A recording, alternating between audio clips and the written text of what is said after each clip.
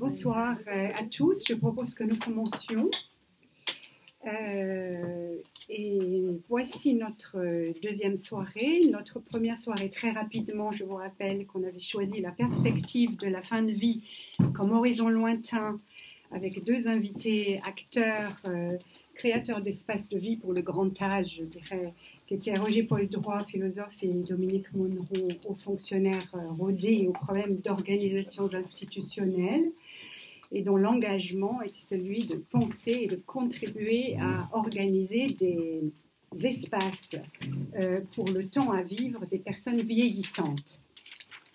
Voilà, il prenait de préserver et valoriser la vie de ces personnes. Ce soir, Confrontation est très heureuse d'accueillir deux médecins, et nous serons donc du côté du point de vue des médecins, deux médecins dont le lieu d'exercice a été ou est encore une unité de soins palliatifs. Madame Corinne van Oost, qui vient aujourd'hui de Belgique, exprès pour nous. Madame Dr Anne de la Tour, que Confrontation a déjà reçu, donc je dirais un petit mot rapide. Donc je vous remercie toutes les deux vivement d'avoir accepté cette invitation. Madame donc Dr Corinne van Oost exerce en Belgique en tant que médecin généraliste, ayant exercé plus de 30 ans en soins palliatifs, à la fois à l'hôpital et à domicile. Aujourd'hui, vous êtes coordinateur dans l'équivalent d'une EHPAD en français, et vous êtes aussi médecin conseil, comme vous nous l'aviez précisé, pour les médecins généralistes de votre territoire confrontés à des demandes d'euthanasie à domicile. Vous avez deux publications, qui sont l'une chez Plomb, qui date de 2014, dont le titre est Médecin catholique, pourquoi je pratique l'euthanasie. Et puis la deuxième plus récente, qui fait le bilan de 20 ans du modèle belge, l'euthanasie au seuil des soins palliatifs. Vous avez intitulé votre communication Relecture de mon expérience et réflexion. Nous vous entendrons en premier. Docteur Anne de la Tour, vous êtes déjà venue, donc comme je l'ai rappelé rapidement tout à l'heure, vous nous aviez éclairé sur le conflit autour de la fin de vie de Monsieur Vincent Lambert.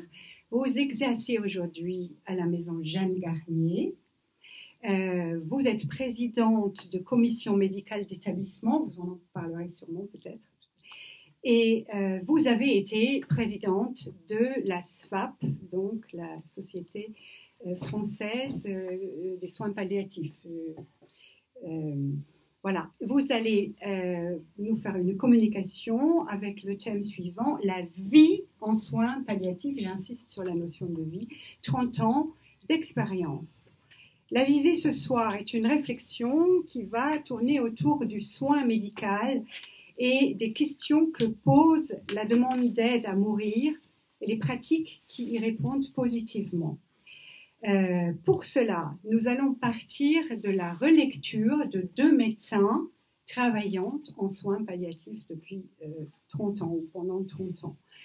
L'axe choisi est d'approcher la réalité du terrain, j'insiste, parce que nous ne sommes pas dès le début dans des combats d'argumentation, d'opposition.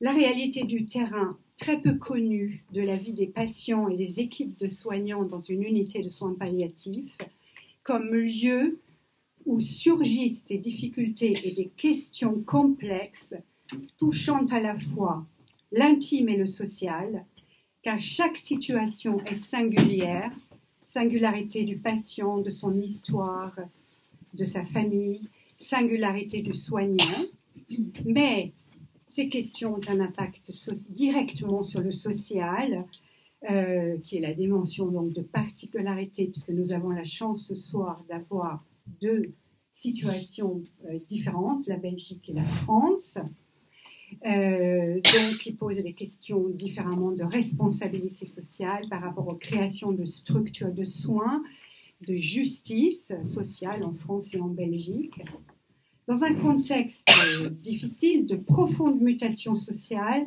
mutation de la pratique médicale, mutation juridique, les droits des patients, par exemple, aujourd'hui ont beaucoup changé. Et nous avons pour but celui de mieux percevoir les défis posés aux médecins dans l'exercice de la biomédecine visant un universel difficile à énoncer. Donc, vous avez bien compris qu'il y a un point de tension ce soir, qui est le fait que les deux invités, qui toutes les deux, par un chemin de réflexion concertée permanent, ont des réponses et des pratiques différentes dans les situations de demande réitérée d'aide à mourir, mais dans des contextes juridico-politiques différents. Donc ce soir, il ne s'agit pas d'une joute entre deux positions qui chercheraient à donner l'argument le meilleur, comme on fait dans les discussions d'éthique, mais d'une relecture de l'expérience de chacune de nos invités, expérience au sens de moment, je pense, où l'idéal d'un engagement rencontre la résistance du réel sous forme d'événements vécus personnellement. Le réel heurte. Voilà, nous allons forcément passer finalement par la question adressée à nos deux invités. Que veut dire pour vous, pour le médecin que vous êtes, exercer la médecine en soins palliatifs, accompagner une personne et sa famille, prendre soin d'un patient, jusqu'à la fin. Et je vais laisser la parole d'abord à Madame Corinne van Horst. Merci pour l'invitation. Je suis très honorée d'être là avec vous ce soir. Je vais essayer de répondre le plus possible de façon simple. Donc vous l'avez compris, mon nom est celui, Vano, c'est le nom de mon mari. Je suis française d'origine, donc c'est comme ça que j'ai été formée d'abord en médecine à Strasbourg, et puis ensuite en soins palliatifs à Jeanne Garnier. Et puis mon mari étant belge, un jour il m'a dit tu verras, la vie est plus agréable en Belgique qu'à Paris, ce qui n'est pas complètement faux, avec des enfants en tout cas. Et donc je me suis expatriée en Belgique et j'ai continué mon travail de soins palliatifs en Belgique. J'ai d'abord démarré en soins palliatifs à domicile parce que les Belges ont pris le modèle anglais qui datait, donc les soins palliatifs ont été créés en 1967 à Londres. Mais le modèle anglais prévoit que les gens qui veulent mourir à la maison meurent à la maison, avec de l'aide à la maison. Et donc c'est ce que les Belges ont mis au point d'abord. Il y a d'abord des équipes de soins palliatifs à domicile. Donc dans la province où j'habite, l'équipe de soins palliatifs à domicile a été créée en 87. Et donc ça fonctionne avec les médecins généralistes, les infirmières habituelles de soins, et l'équipe de soins palliatifs intervient en plus pour apporter les soins palliatifs. Et donc le médecin n'est qu'un médecin consultant qui aide ses confrères pour la pratique des soins palliatifs. C'est important à dire parce que pour l'euthanasie, ça va être la même chose. Je ne vais pas, quand je suis à domicile, c'est pas moi qui vais faire l'euthanasie, c'est le médecin traitant. Voilà. Alors après ça, il y a eu des ouvertures d'unités de soins palliatifs. Donc moi, j'ai ouvert l'unité de soins palliatifs dans l'hôpital de la région, qui est une clinique catholique. Donc je me suis retrouvée dans une clinique catholique pour pratiquer des soins palliatifs. Et j'ai été rapidement à domicile confrontée à une personne en demande d'euthanasie. Donc c'était avant la loi, dans les années 90, comme on dit maintenant en Belgique, 98. Donc cette personne avait une maladie de Charcot, donc une pathologie qui fait qu'elle s'est progressivement paralysée, en commençant par les pieds et en terminant par la parole. Et donc nous l'avons suivie à domicile pendant plusieurs années. Et à la fin, elle n'arrivait plus difficilement à déglutir. Elle se faisait comprendre uniquement avec les clignements de Dieu. Donc on posait des questions et elle répondait oui ou non avec ses yeux. Et ça devenait très compliqué. Et quand est arrivé l'été, où ces soignants du domicile changeaient, les soignants qui avaient l'habitude de la positionner correctement dans sa chaise roulante, elle nous a fait comprendre qu'elle voulait mourir, que ça n'était pas possible, elle ne voulait pas être hospitalisée, elle ne voulait pas quitter sa maison. Et voilà, donc on a beaucoup travaillé avec le médecin traitant, les infirmières du domicile, l'équipe de soins palliatifs, les bénévoles qui la suivaient, les personnes qui venaient lui donner à manger, tout ça. Et le médecin traitant m'a dit qu'est-ce que tu en penses, qu'est-ce qu'on peut faire pour cette femme, elle ne veut pas aller à l'hôpital, elle veut mourir maintenant, ça fait elle est quasiment au bout. Elle racontait que la nuit, sa respiration s'arrêtait. Et elle se réveillait, parce qu'elle était en hypoxie, c'est-à-dire en manque d'oxygène. Elle ne voulait pas avoir de l'oxygène dans son nez, elle ne voulait pas avoir des tuyauteries. Et donc elle se réveillait avec un manque d'oxygène, et elle se disait « Ah, peut-être que maintenant ça va s'arrêter, je vais mourir. » Et puis ça reprenait. Et elle disait « Je sens que je suis presque au bout, je suis presque au bout, mais pas complètement. » Et donc finalement, on a beaucoup travaillé avec l'équipe. On a demandé l'avis du comité éthique de l'hôpital qui a dit si vous voyez une autre solution pour la respecter, proposez-lui. Mais s'il n'y a pas d'autre solution, vous pouvez humainement le faire, éthiquement le faire. Et donc c'est comme ça qu'on s'est retrouvés en se cachant, parce que c'était interdit à pratiquer une euthanasie chez cette femme. Voilà, ça a été ma première euthanasie. J'ai beaucoup partagé avec des amis prêtres, avec des médecins, avant de me lancer dans cette aventure. Mais après, j'avais à la fois une grande tristesse, parce que je trouvais que c'était une femme qui était magnifique et que j'étais vraiment en difficulté par rapport au fait qu'on n'a rien d'autre à proposer en tant que médecin que la mort pour apaiser. On avait tout essayé, mais voilà, elle était au bout du chemin, pas complètement, mais quand même très loin. Donc une grande tristesse et en même temps de la paix, parce que je sentais qu'on l'avait respectée, que la transporter à l'hôpital où elle ne savait pas se faire comprendre, voilà, c'était vraiment ne pas la respecter. Voilà. Alors après, la loi est passée. Donc la loi est passée en 2002, après 2 ans de discussions au Parlement, auxquelles ont participé toute la société civile, entre autres les médecins de soins palliatifs. Et donc moi je raconte toujours que dans ces années-là, j'ai signé une pétition avec les autres médecins de soins palliatifs en disant il ne faut pas faire passer une loi sur l'euthanasie tant que les soins palliatifs ne sont pas bien développés en Belgique.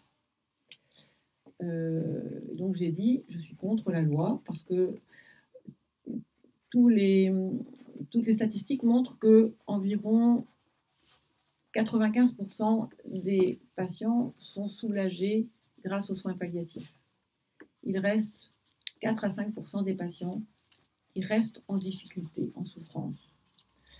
Donc je trouvais qu'il fallait d'abord soulager les 95% des gens avant de faire passer une loi pour les 5%. Voilà, le Parlement a voté. Finalement, il y a eu 3 lois qui sont sorties. La première loi qui disait le gouvernement belge doit absolument donner des soins palliatifs à tous ceux qui en ont besoin. Donc, il faut développer les soins palliatifs. Et il y a une commission de contrôle où siègent les fédérations de soins palliatifs. Je dis les fédérations parce que nous, on est un pays trilingue, donc avec 3 gouvernements. Donc, on a une fédération flamande, une fédération wallonne et une fédération bruxelloise de soins palliatifs. On a chacun un ministre avec des financements un tout petit peu différents, un peu comme en Suisse. Donc voilà, il y a une commission fédérale qui vérifie qu'effectivement le gouvernement avance bien dans le développement des soins palliatifs. Et donc, par exemple, récemment, on a eu un changement de définition des soins palliatifs, puisque maintenant les Belges ont droit aux soins palliatifs, quelle que soit leur durée de survie. Avant, on disait il faut être dans la phase terminale pour avoir droit aux soins palliatifs, il faut avoir une espérance de vie courte. Maintenant, on dit on a droit aux soins palliatifs, quelle que soit la durée de vie. On peut avoir des soins curatifs et des soins palliatifs. On peut être en chimiothérapie, en radiothérapie et en même temps avoir une attitude palliative, donc voir des équipes mobiles de soins palliatifs à domicile ou à l'hôpital. Ça a été un changement que nous avons discuté grâce à cette loi sur les soins palliatifs et à cette commission fédérale dans laquelle nous siégeons et nous disons il faut... Autre développement, par exemple, c'est que nous avons obtenu du gouvernement qui finance une consultation chez le médecin généraliste si on est dans le cas des soins palliatifs pour discuter sur les conditions de sa fin de vie. Et donc, le médecin discute avec le patient, vous avez telle pathologie, vous risquez tel ou tel problème, voilà quelles sont les solutions qu'on peut vous proposer. Si vous restez à la maison, bah peut-être qu'à la fin, vous serez obligé d'avoir beaucoup d'aide. Donc, grâce à cette loi sur les soins palliatifs, nous arrivons à continuer à développer les soins palliatifs en Belgique, même si ce n'est pas de façon en augmentant le personnel, mais au moins en augmentant un peu la réflexion de fond sur la fin de vie. Deuxième loi, c'est la loi sur les droits du patient, qui oblige le médecin à avoir le consentement aux soins et qui oblige le médecin à informer le patient sur son état de santé. Alors on peut toujours, si on pense que c'est mauvais pour le patient, de lui dire la vérité. On n'est pas obligé de lui dire toute la vérité, voilà, sur son état de santé, mais on doit tendre vers ça. On doit tendre vers cette information en disant il faut que les gens soient au courant, les gens veulent être au courant de leur état de santé pour pouvoir gérer leur vie. Donc, il y a une obligation d'information et une obligation de consentement aux soins. Et je vous assure qu'en Belgique, c'est respecté. Nous sommes passés depuis longtemps. Quand je suis arrivée, j'ai vraiment senti la différence entre la France et la Belgique. La Belgique est un pays, vous savez, hein, on a plusieurs communautés, donc on doit faire des consensus. Et nous, au niveau de la Belgique, ça ne dérange pas les gens de faire des consensus. Ça n'est pas mal vu de discuter et finalement de reconnaître que l'autre a en partie raison. Je dis parfois en riant que quand je vois comment ça se débrouille en France avec le fait qu'il n'y a pas de majorité au Parlement. Nous ça fait des années qu'il n'y a pas de majorité au Parlement et qu'on fait des consensus entre les partis pour voter les lois. Le 49.3, c'est quoi ce truc ? Bref, en tout cas, les médecins, ça veut dire que les médecins, ils respectent le fait que c'est le patient qui décide. Et il est un partenaire. Le médecin explique au patient le plus loin qu'il peut, le plus loin que le patient peut l'entendre. Il lui explique ce qui lui arrive, comment ça va se passer. Il répond à toutes ces questions pour que les gens puissent gérer leur vie et en particulier leur fin de vie. Et donc ça vraiment, on est dans un système de partenariat, ce qui parfois est très gênant pour les médecins. Ça, je peux vous dire, on doit passer des heures parfois à convaincre. Mais les patients ont l'impression qu'effectivement, leur vie leur appartient. Il y a beaucoup de patients maintenant qui sont âgés, à qui on découvre un cancer et à qui on propose une chimio et qui disent aux médecins « Attendez, dites-moi un peu ce que ça va être comme vie avec votre chimio. Je vais être obligé d'aller à l'hôpital une fois tous les 3 semaines, je vais être mal une semaine, je vais être bien une semaine et je vais de nouveau être pas bien une semaine. Donc en fait, je vais vivre correctement une semaine sur 3. Non, pas de chimio, fichez-moi la paix, laissez-moi mourir en paix, sans chimio. » Donc ça veut dire que quelque part, les patients sont habitués à discuter de la fin de vie. C'est dans ce contexte-là aussi qu'a été votée la 3e loi, donc toujours en 2002, la 3e loi qui est la loi qui dépénalise l'euthanasie sous des conditions extrêmement strictes. Voilà. Et c'est vraiment une euthanasie. Alors voilà, les Québécois ont à peu près une loi très proche et eux ils appellent ça aide médicale à mourir, mais nous on garde le mot euthanasie parce que je trouve que c'est clair que c'est une euthanasie, c'est-à-dire qu'on sait ce qu'on fait comme médecin quand on injecte les produits, tout le monde sait ce qu'on fait et on est au clair avec ça. Alors les conditions, elles sont très strictes, c'est-à-dire qu'il faut d'abord une demande réfléchie et répétée, ce qui explique que ce sont souvent les médecins généralistes qui sont confrontés aux demandes d'euthanasie et non pas les médecins de soins palliatifs. Parce que le patient, il va demander l'euthanasie souvent dès qu'il sait qu'il a une maladie, dès qu'il comprend qu'il a une maladie grave et que peut-être elle va entraîner son décès dans des mauvaises conditions. Donc il va se dire, oula, si je meurs dans des mauvaises conditions, autant vaut que je demande l'euthanasie maintenant. Donc il dit à son médecin, si tout va bien, on va jusqu'au bout, mais si ça ne va pas, sachez que je ne veux pas forcément aller jusqu'au bout et je prends mes précautions et donc sachez que si ça ne va pas, je vous demanderai peut-être l'euthanasie. Qu'est-ce que vous en pensez? Est-ce que vous serez prêt à le faire? Donc ils font ça avec le médecin généraliste, les patients, et ils font ça avec le spécialiste qui les suit pour leur pathologie. Ce qui fait qu'il y a énormément de demandes d'euthanasie au niveau de la Belgique maintenant, parce que les gens prennent leurs précautions pour pouvoir gérer leur fin de vie, pour pouvoir dire c'est moi qui gère ma vie et non pas mon médecin. Alors, voilà, donc la demande est répétée et réitérée, elle est parfois faite, je vous dis longtemps à l'avance, elle est souvent faite à la fois au médecin traitant et aux spécialistes de l'hôpital. Voilà, donc cette demande doit être répétée, réfléchie. Ensuite, elle doit être chez un patient qui est capable, donc qui n'a pas trop de troubles cognitifs, qui sait ce dont il est question par rapport à l'euthanasie. Ça doit être sans pression, donc on doit vérifier en tant que médecin qu'il n'y a pas de pression familiale pour accélérer la fin de vie. Chez un patient qui est un patient qui a une pathologie grave et incurable et une souffrance inapaisable, insupportable, chez qui on a déjà tout essayé comme traitement. Et donc le médecin qui reçoit la demande, il doit effectivement se poser la double question, c'est est-ce que la maladie est bien incurable et est-ce qu'il y a bien une souffrance insupportable et inapaisable. C'est les deux grandes... Voilà. Il n'y a pas de limite, c'est-à-dire qu'on ne dit pas la mort doit être attendue dans un délai proche, non, mais la maladie doit être incurable. Donc voilà, et alors après ça, si le médecin sent que son patient lui répète ça de façon réfléchie et souvent, et qui lui dit maintenant j'aimerais que ça se passe maintenant, pas dans 5 ans ou dans 2 ans, mais dans les semaines ou les mois qui viennent, alors le médecin doit demander l'avis d'un autre médecin qui ne connaît pas le patient et qui n'a pas de lien non plus avec le médecin.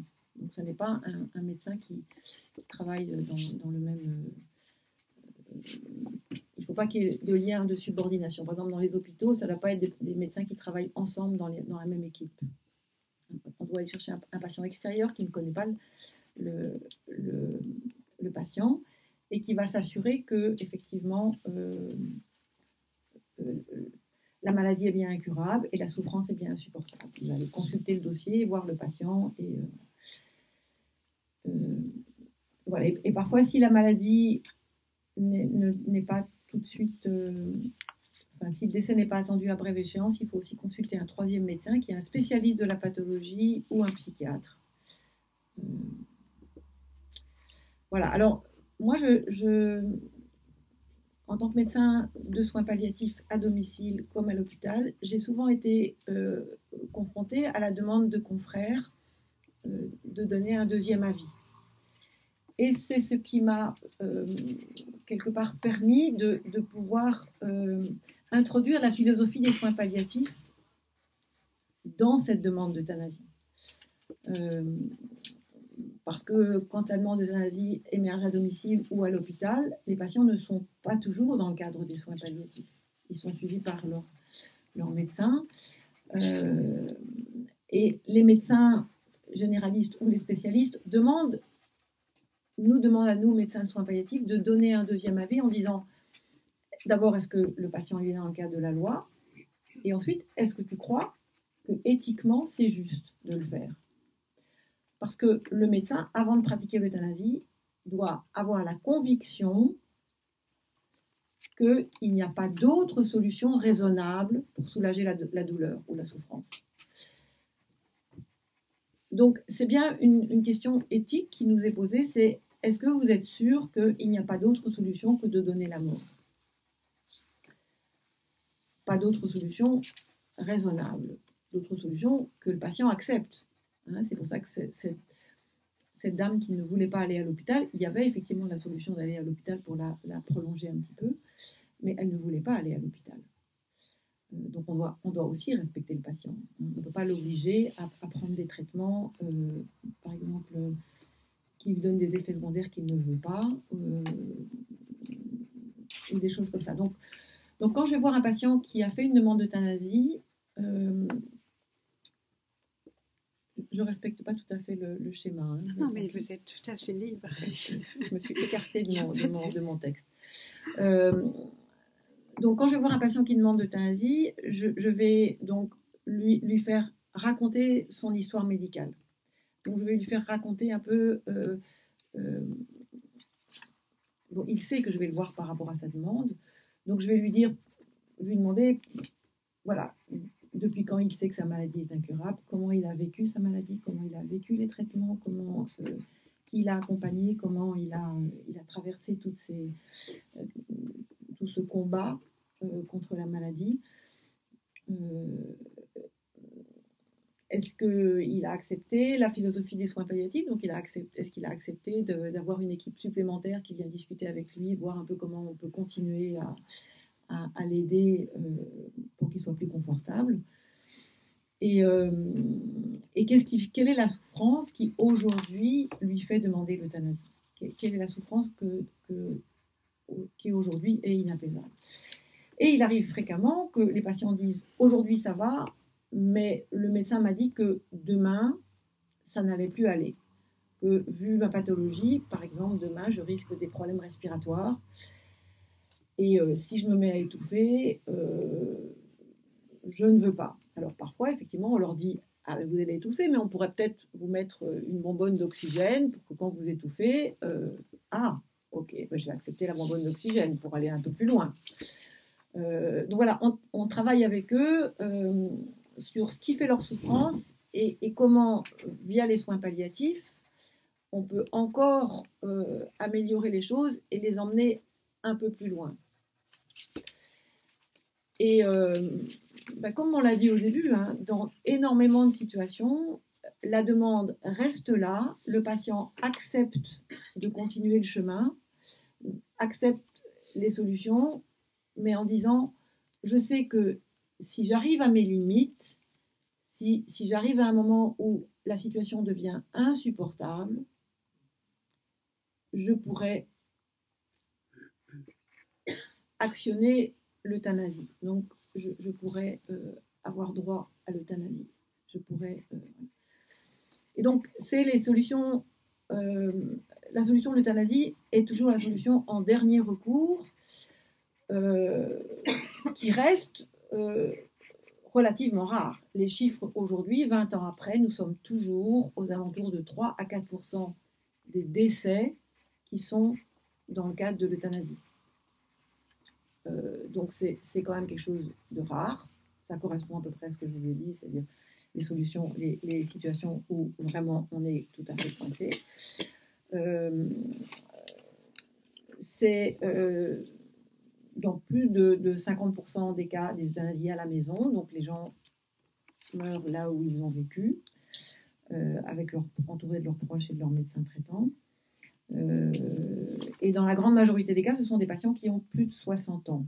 Il y a moins de 10% des patients qui ont moins de 60 ans, 20% qui ont entre 60 et 70 ans, et la grande majorité a entre 70 et 90 ans. Il y a 10% des gens qui ont plus de 90 ans qui demandent l'euthanasie, qui obtiennent l'euthanasie. Donc ça veut dire qu'on reste dans quelque chose qui est contenu.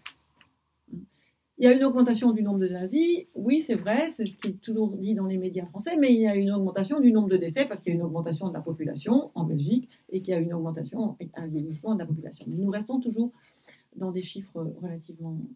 Il y a surtout, en fait, un changement actuel. Donc, on m'a posé la question aussi, qu'est-ce qui a changé depuis 20 ans? Donc, ce qui a changé, c'est que essentiellement, dans les premières années après l'euthanasie, la grande majorité des euthanasies étaient dans le cadre de cancer. Il y avait toujours un petit pourcentage dans le cadre de cette terrible maladie de Charcot, hein, où les gens se paralysent en gardant toute leur tête et où s'ils n'ont pas la chance de mourir par un problème aigu, ils meurent à la fin en ayant des problèmes respiratoires et des troubles de déglutition, donc ils n'arrivent plus à manger. Ils font des fausses déglutitions, donc voilà, c'est quand même des fins de vie qui sont compliquées. Et ils sont tout à fait paralysés, donc à la maison, c'est extrêmement lourd pour leurs proches. Mais donc, on reste avec toujours ce même chiffre de 70% de cancer, mais on a en plus des patients qui sont âgés et qui n'ont pas de cancer et qui ont ce qu'on appelle en Belgique une polypathologie, donc ça veut dire qu'ils ont plusieurs problèmes physiques qui se surajoutent les uns aux autres et qui font qu'ils sont en souffrance. Une souffrance qui n'est pas une souffrance physique, qui est une souffrance, je dirais, psycho-existentielle, qui est vraiment une souffrance où les personnes disent je vois quasiment plus, donc je n'arrive plus à faire ce que j'aimais, c'est-à-dire lire et faire des mots croisés, je ne peux plus, j'entends difficilement et j'ai des troubles, j'ai des douleurs, ce qui fait que je ne peux plus marcher, donc oui, je suis en maison de repos, ou non, je ne suis pas en maison de repos, mais je ne veux pas y aller. Je préfère mourir. Maintenant, j'ai plus de 90 ans, je préfère mourir plutôt que de continuer. J'ai du mal à supporter ma dépendance. Voilà. Alors, pourquoi moi je me suis embarquée dans cette aventure d'accepter les demandes d'euthanasie? Parce que mon rôle de médecin, c'est toujours de soulager. Et que quand je n'ai plus j'ai rien à proposer à un patient que je vois et que je sens et que tout le monde confirme en souffrance, je ne me sens pas le droit de dire au nom de ma foi ou du Dieu auquel je crois, je ne pratiquerai pas l'euthanasie.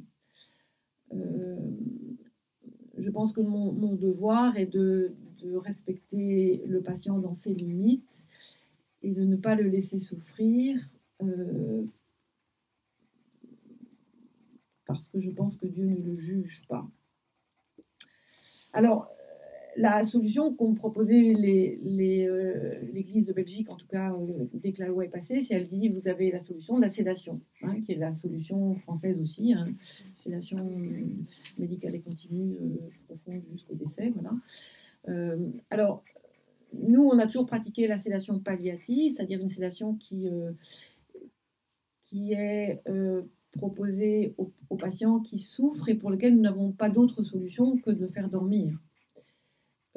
C'est donc ce qu'on appelle les symptômes réfractaires, donc les gens continuent à être en souffrance et nous n'arrivons pas avec les médicaments à les garder en pleine conscience et sans souffrance.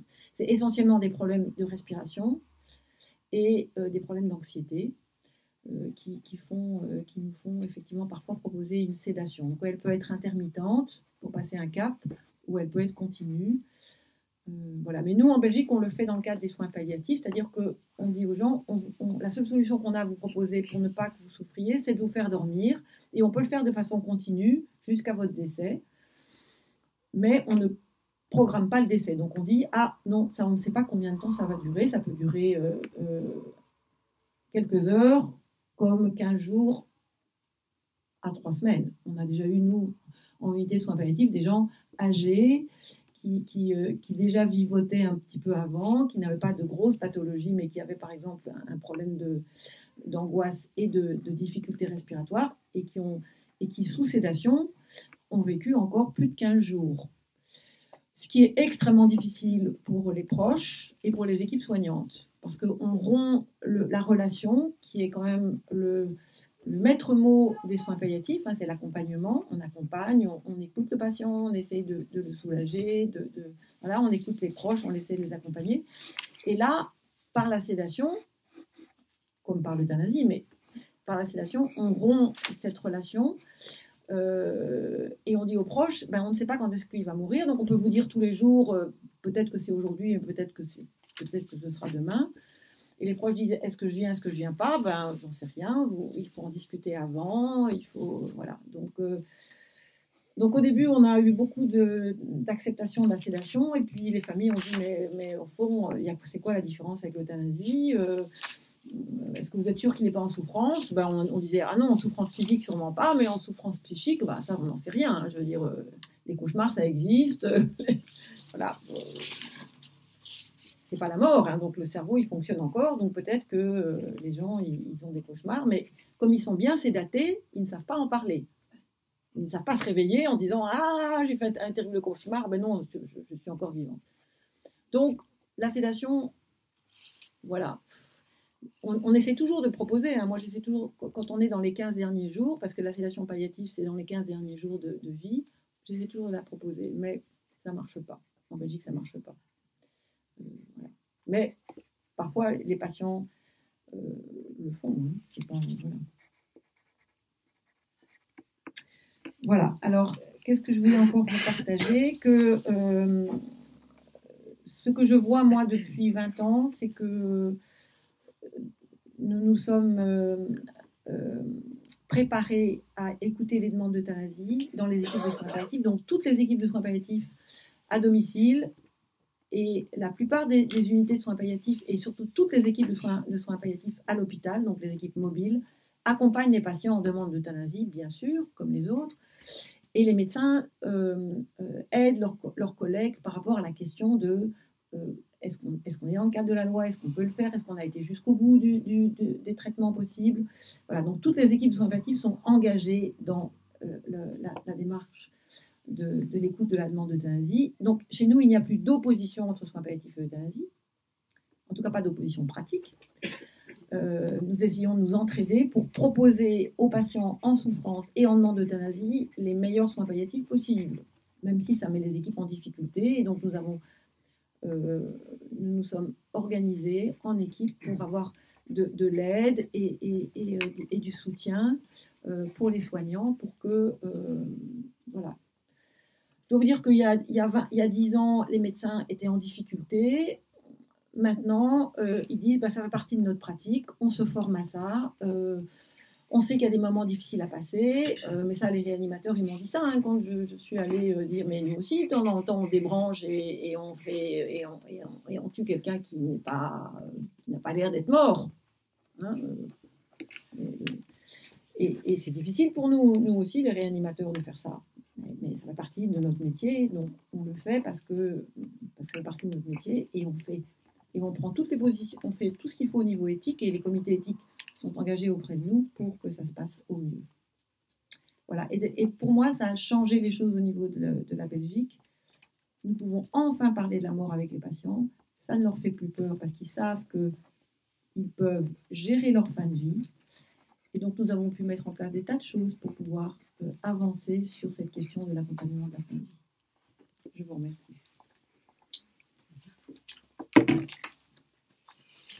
Merci beaucoup, Corinne van Rost. Je vais immédiatement passer la parole à...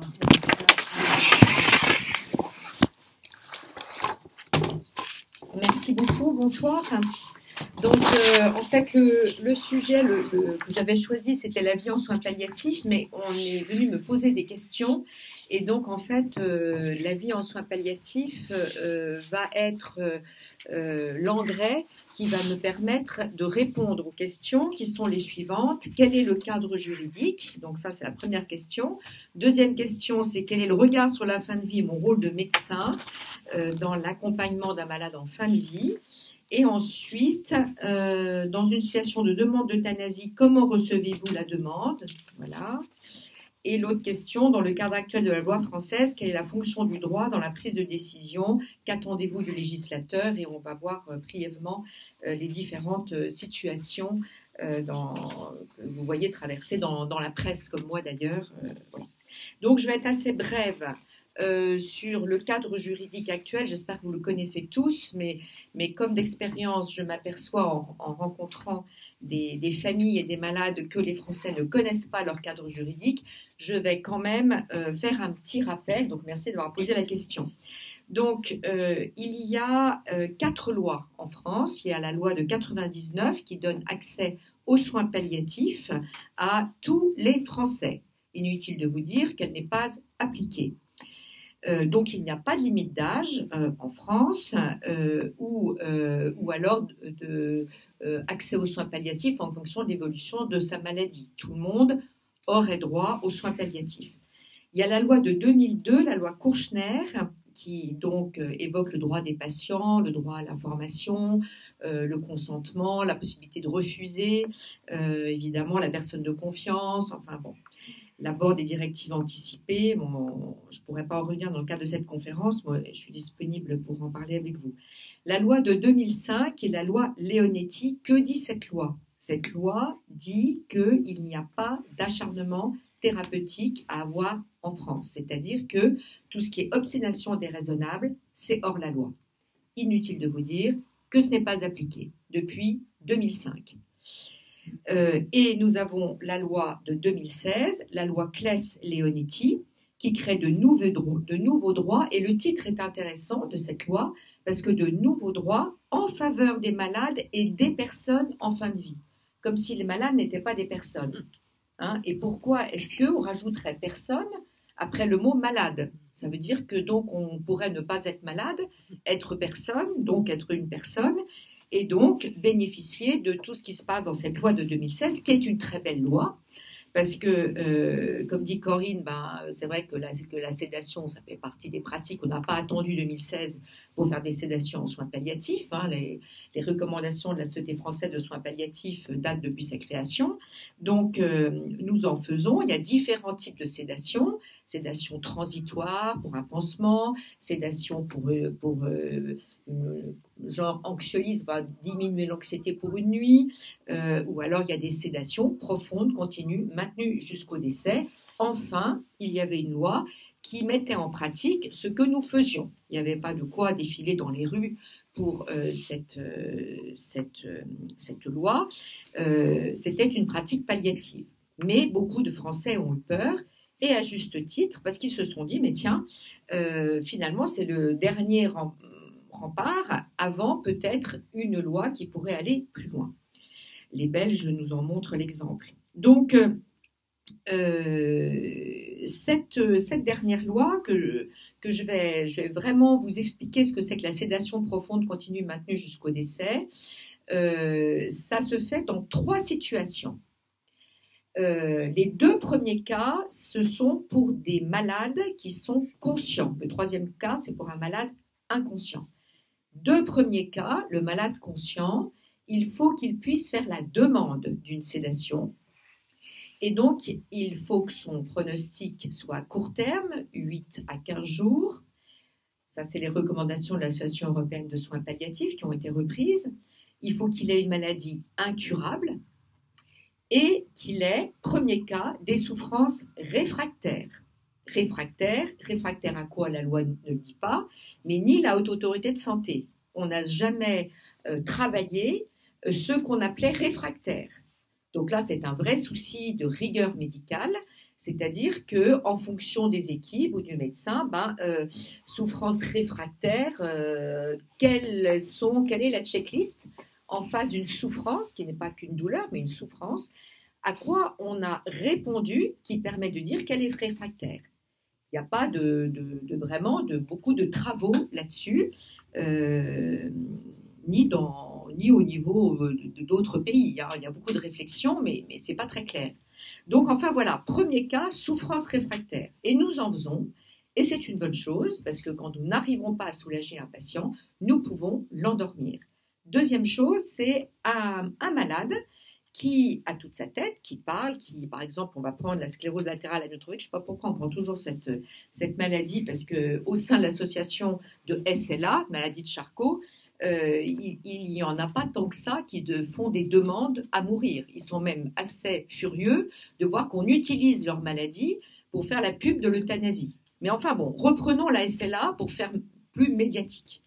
Donc, un malade arrive, il a une ventilation non invasive, il a un masque qui permet de respirer et il en a marre de ce masque, il veut l'enlever, il ne veut plus vivre, il ne veut plus supporter cette maladie, il veut qu'on lui enlève ce masque et bien évidemment, la médecine palliative et pas que palliative, la médecine est là pour l'aider à être endormi lorsque le masque sera enlevé. En général, on l'endort avant d'enlever le masque, bien évidemment, quand la décision est très claire. Donc là, les 2 premiers cas, vous me suivez toujours, il est conscient et il demande la sédation profonde, continue, maintenue jusqu'au décès. Alors moi, c'est des arguments qu'on entend 15 jours. Moi, je n'ai jamais vu une sédation de 15 jours, puisqu'on le fait dans un pronostic à court terme.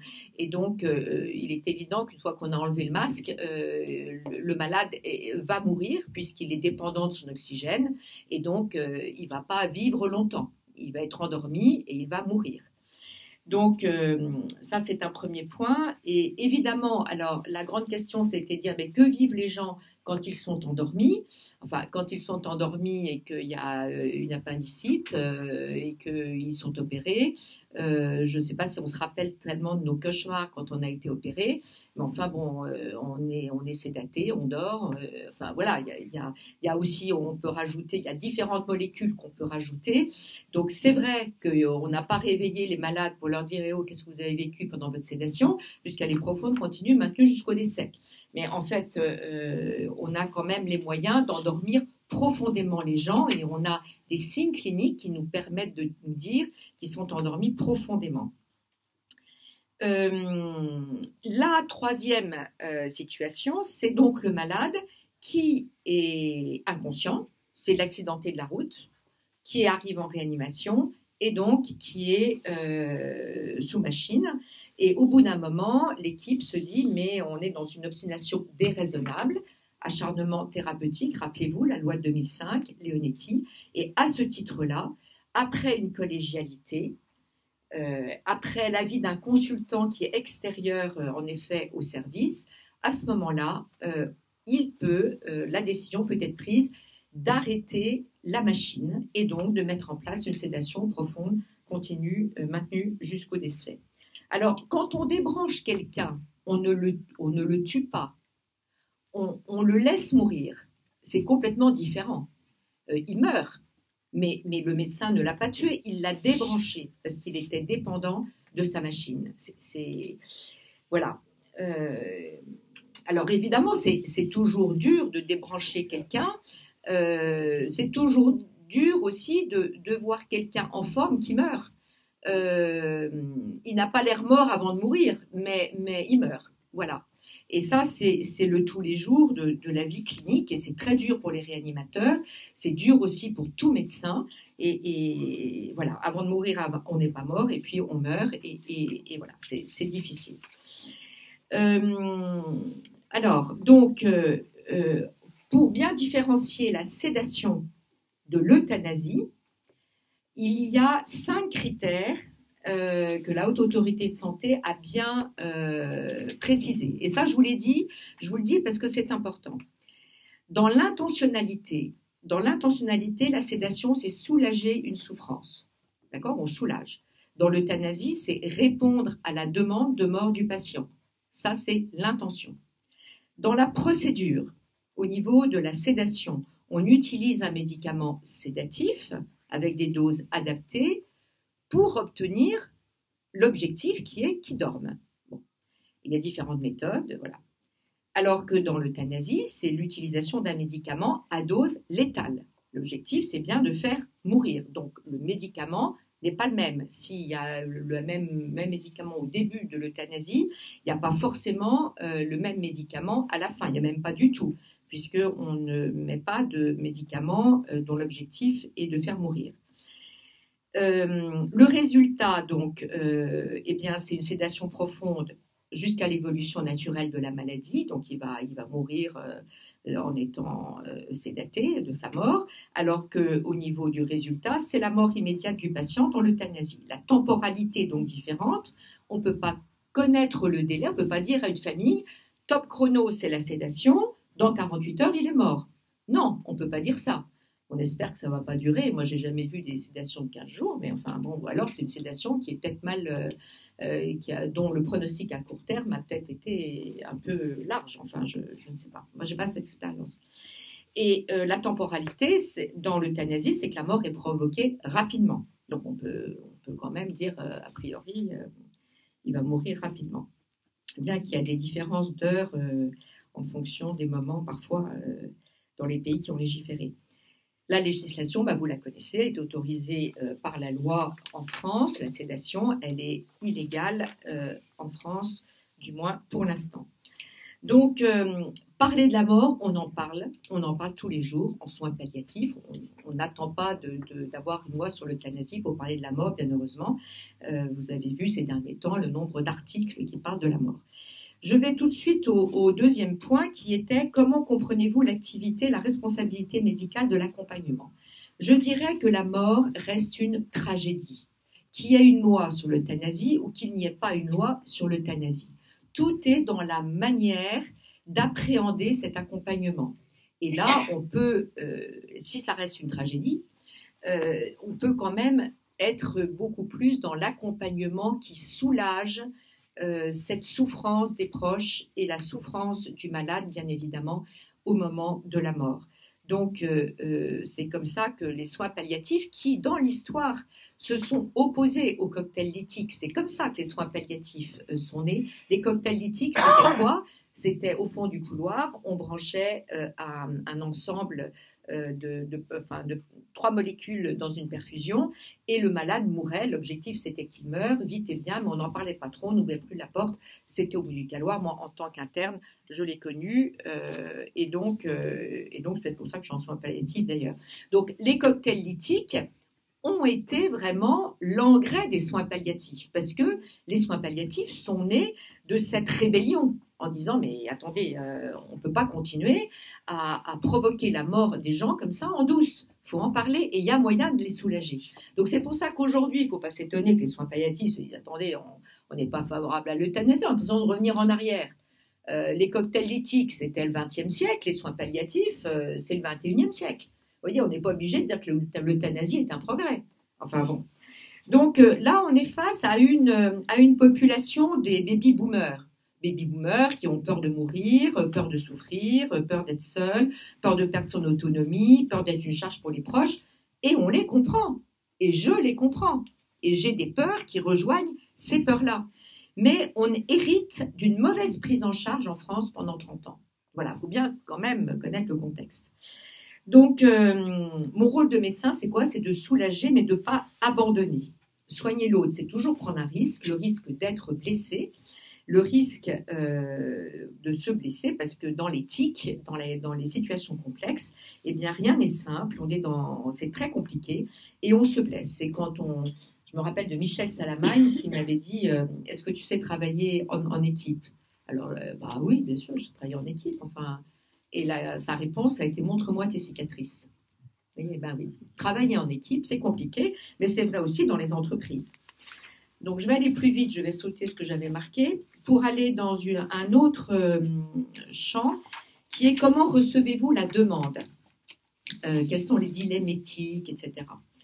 Alors, il faut savoir que les demandes existent, et moi, je suis surprise de voir qu'il y a aussi peu de demandes. Je ne sais pas pourquoi on en fait tout un foin, ces demandes d'euthanasie, mais je trouve ça humain, je trouve ça normal. Mais c'est quand même insupportable d'avoir votre cancérologue qui vous dit qu'il ne va plus vous suivre, que la chimiothérapie est finie, et la cerise sur le gâteau, il va vous transférer en unité de soins palliatifs. Mais attendez, c'est tout simplement pas possible. Donc oui, on reçoit des malades qui peuvent faire des demandes d'euthanasie, parce que c'est un cri de souffrance qui est bien normal, mais tout dépend de la manière avec laquelle on accueille ces demandes et qu'est-ce qu'on en fait. Donc oui, ils sont désespérés par leur pronostic, leur souffrance a souvent été mal prise en compte. Et écouter cette demande permet, dans un premier temps, de reposer ce que sont les soins palliatifs. Donc, moi, je réponds jamais non. Quand ils me disent, je veux une demande d'euthanasie, ben, oui, je peux comprendre votre demande. Enfin, voilà, ni oui ni non, mais l'unité de soins palliatifs est un cadre protecteur, puisqu'il n'y a pas de loi pour tuer un malade ou de faire l'euthanasie, est un cadre protecteur pour que le malade puisse dire tout ce qui lui passe par la tête. J'ai envie de mourir. Est-ce que vous allez me faire mourir? Et c'est pour quand? Mais on discute. La mort fait partie de la vie et donc on en parle. Le malade vit l'insupportable et il n'y a pas à minimiser ce que vit l'autre et en aucun cas je me permettrai de juger. Par contre, je pense que sa demande est une demande de relation et écouter jusqu'au bout cette demande n'induit pas forcément d'accepter de donner la mort, mais je l'écoute, ça me déplace, ça me dérange, et je travaille en équipe. Dans un second temps, on approfondit beaucoup l'environnement du malade, ce qu'on appelle le génosociogramme, c'est-à-dire ce malade dans la famille. Ça y a beaucoup de familles recomposées aujourd'hui, donc c'est très important de savoir qui est qui, où est-ce que les gens se placent. Quand on voit les familles, c'est la demi-sœur, le demi-frère, c'est la troisième femme, voilà. Bon, donc j'y mets aussi les animaux, tant qu'à faire avec les animaux domestiques, c'est important. Enfin bon, bref. Mais dans mon observation et dans l'observation d'une étude qui a été faite à Jeanne Garnier, dont je vous parlerai peut-être plus tard, mais je ne suis pas sûre d'avoir le temps, le parcours de prise en charge de la maladie est une des raisons de demander l'euthanasie. Parce que c'est pour ça que je vous dis que l'acharnement thérapeutique existe toujours. Ça fait des progrès dans la limite, mais enfin quand même. Ce parcours, ce sont des héros, nos patients, ce sont des héros. Ils ont eu des conditions de vie de malade, mais insupportables. Alors, qu'ils veuillent en finir, c'est bien normal. Mais la réflexion, n'est-ce pas en amont, vous voyez, avant cette arrivée en unité de soins palliatifs, qu'il faut l'avoir. Donc, notamment, quelle est la place qu'on a laissée à ce malade pour essayer de déminer cette demande. Est-ce qu'il a eu le droit de s'exprimer? Est-ce qu'il a eu le droit de dire ce qu'il voulait, ce qu'il ne voulait pas? Enfin bon, il y a un manque d'informations réelles sur ce que c'est qu'une trachéotomie. Finalement, c'était un tube ici. Est-ce qu'on a expliqué ce que ça voulait dire comme contrainte pour le malade? Ou la sonde jusqu'à l'estomac? Enfin, vous voyez, ce temps d'information n'est pas assez grand peut-être. Il y a eu une étude rétrospective à la maison médicale Jeanne Garnier, pas celle dont je voulais vous parler, mais enfin une autre qui est quand même importante. Pourquoi? Parce qu'elle est citée dans l'avis du Comité consultatif national d'éthique. Et donc, comme cet avis n'a pris qu'une partie de la phrase que je vais vous dire, je vais quand même vous dire toute la phrase du résultat. Comme ça, vous serez plus informés. Donc, c'est une étude rétrospective qui a eu lieu à la maison médicale Jeanne Garnier sur 2157 dossiers qui a montré que seulement 0,3% des malades avaient une demande d'euthanasie persistante sur les 3% qu'il avait exprimés. Et en fait, dans l'avis du CCNE, du comité d'éthique, il est marqué que 3% des demandes d'euthanasie existent sur une étude donc à Jeanne Garnier. Ce n'est pas 3%, c'est 0,3%. Donc, ce n'est pas la même chose. La phrase n'est donc pas complète. Donc, quand on prend ce 0,3% et qu'on se dit, par exemple, à Jeanne Garnier, il y a 1200 patients qu'on reçoit par an. Donc, ça ferait 4 patients par an qui auraient des demandes d'euthanasie persistantes. Donc, il reste quand même 1196 patients. Donc, une loi, pourquoi une loi? 4 patients par an, on peut peut-être arriver à essayer de gérer. Donc, voilà, au nom de la liberté d'une infime minorité, est-ce qu'on impose à une écrasante majorité de perdre la liberté, la sérénité, de bénéficier d'une structure qui est entièrement polarisée sur les soins palliatifs, sans être incité à le demander? Parce qu'une loi sur l'euthanasie, faut pas penser que c'est pour les autres. Une loi sur l'euthanasie incite tous les Français à demander l'euthanasie. Donc forcément, il y a des pressions malgré soi, malgré les soignants, malgré les familles, forcément qu'il va y avoir des histoires. Mais si ça existe, les Belges seront des maîtres et donc nous les écouterons. Mais bon, En revanche, quand la demande d'euthanasie est bien écoutée, eh bien, ils peuvent dire, mais quand on a expliqué la loi de 2016, eh bien, peut-être qu'un jour, je la demanderai, dit un malade. Mais ça devient un deuxième plan parce que notre médecine a besoin d'être réhumanisée. Et si les malades aujourd'hui ont besoin de réhumanisation, c'est bien qu'il y a eu déshumanisation. Voilà. Donc, l'incertitude, pour moi, elle est réelle. Comment est-ce que les soins palliatifs vont évoluer en France ? Comme en Belgique, en 2002, il y a une loi sur les soins palliatifs et puis une loi sur l'euthanasie. Comme si une petite pastille pour les soins palliatifs pouvait faire mieux avaler la loi sur l'euthanasie. Moi, il y a toujours des problèmes en Belgique aussi pour avoir plus de moyens pour les soins palliatifs. Ce n'est pas une loi sur l'euthanasie qui l'améliore. C'est deux champs complètement différents et tous les pays se battent pour avoir plus de moyens. Donc, ça, c'est un vrai... On le sait bien partout, hein, c'est pas... Mais bon, les soins palliatifs en France, il y a quand même 26 départements qui manquent d'unités de soins palliatifs. Hein. Nous sommes de moins en moins de soignants en soins palliatifs. La formation en soins palliatifs a été diminuée. On est en train d'essayer de la revaloriser. Donc, il y a une stratégie décennale qui vient d'être créée. Il y a une circulaire aussi, une autorisation une instruction pour essayer pour essayer de rassurer les soins palliatifs. Le ministère a fait deux choses là récemment, une instruction pour valoriser les filières de soins palliatifs et une deuxième chose qui est le plan décennal. Voilà, pour éviter qu'il y ait un plan triennal. Actuellement, tous les 3 ans, il y a un plan et on se bagarre tous les 3 ans pour qu'il y ait un nouveau plan de soins palliatifs pour avoir plus de moyens. Mais bon, là, il y a un plan décennal, c'est comme si les choses allaient être merveilleuses, mais l'État n'a pas tellement d'argent et on sait bien qu'il ne faut pas croire à la Lune quand la Lune n'y est pas. Les ressources convoquées, moi, j'ai beaucoup les bénévoles. Les bénévoles d'accompagnement, pour moi, sont des gens remarquables. On a beaucoup de chance à Jeanne Garnier parce qu'il y en a 100. Vous verrez nulle part ça ailleurs, 100 bénévoles. Moi, j'ai pas vu ça ailleurs. Et il y a les bénévoles d'aumônerie aussi, les référents de culte, mais il y a des bénévoles un peu partout dans les équipes de soins palliatifs. Il n'y a pas que Jeanne Garnier, hein, attention. Hein. Bon, je dirais que comme ressource, comme on est à confrontation, c'est un lieu un peu chrétien, hein, je crois. Oui, voilà. Donc, je dirais que moi, quand je suis à bout de souffle, j'aime bien invoquer l'Esprit Saint avant d'entrer dans la chambre. Vous voyez, de me verticaliser, c'est-à-dire de me dire qui suis-je, quelle est mon intention. Et quand je n'ai vraiment pas de moyens, j'aime bien prendre ce temps-là qui offre parfois une troisième voie. En tout cas, les travaux en groupe, nos amis de d'autres pays, tout ça aide beaucoup à mieux comprendre. J'ai été au bord de l'Association européenne de soins palliatifs et donc j'étais avec les Hollandais, les Belges, etc. J'ai beaucoup appris de tous mes collègues et je trouvais ça passionnant, cette ouverture de pensée, de réflexion, voilà. Mais travailler aux limites des actes professionnels, c'est un souci éthique au quotidien et cela nécessite beaucoup de formation, une conscience éclairée et moi je trouve que ça pourrait s'appeler l'éthique laborieuse. Voilà, si j'avais un livre à écrire, je l'appellerais l'éthique laborieuse. Je ne sais pas encore ce que je mettrais là-dedans parce que je n'ai pas vu sortir ce mot, mais je trouve que c'est vrai, c'est un vrai labeur.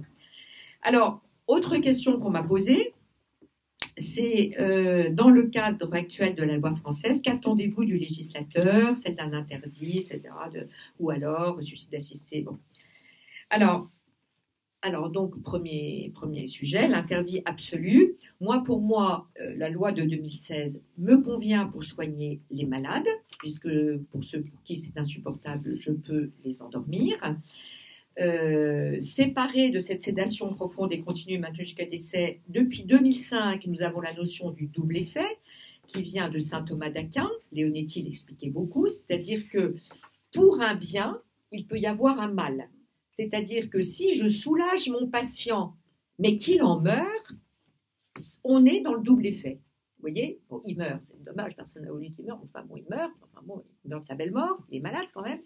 Et donc, j'ai voulu le calmer. Mon intention n'était pas de le faire mourir, j'ai voulu le calmer, mais il meurt. eh bien, c'est accepté depuis 2005 en France, la notion de double effet. Donc, n'hésitons pas, nos médecins, à calmer nos malades. Et ça, il y a beaucoup de médecins qui ne le savent pas.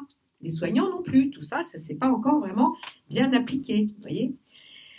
Alors, on a un cadre juridique qui interdit la peine de mort. Voilà. Donc là, on offrirait un cadre avec une permission de mourir. Mais ça, je reviendrai dans un autre chapitre. Il faut savoir que dans l'euthanasie, enfin dans ces demandes d'euthanasie, c'est pour ça que dans ce chapitre interdit absolu, je me dis que l'euthanasie a tellement de facteurs déclenchants qu'il faut d'abord répondre à ces facteurs déclenchants avant de se dire on va légiférer sur l'euthanasie. Notamment, c'est souvent une demande de réparation d'une attitude disproportionnée que le malade a vécue avant. Je saute parce que le temps passe. Vous me dites, j'ai encore combien de temps là? Parce que j'ai beaucoup de choses à dire. 5 minutes, ok, d'accord. Donc, moi, je me pose la question, c'est vrai que pour le moyen terme, pronostic à moyen terme, nous n'avons pas nous avons un vide juridique.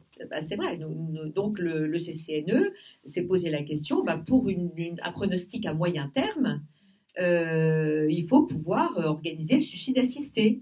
Et ce que dit le CCNE, c'est que pour ceux qui n'arriveraient pas à se suicider, il faudrait organiser l'exception d'euthanasie pour ceux qui n'y arriveraient pas, hein, au titre, la justification de l'égalité en France, enfin bon, voilà, de tous les citoyens.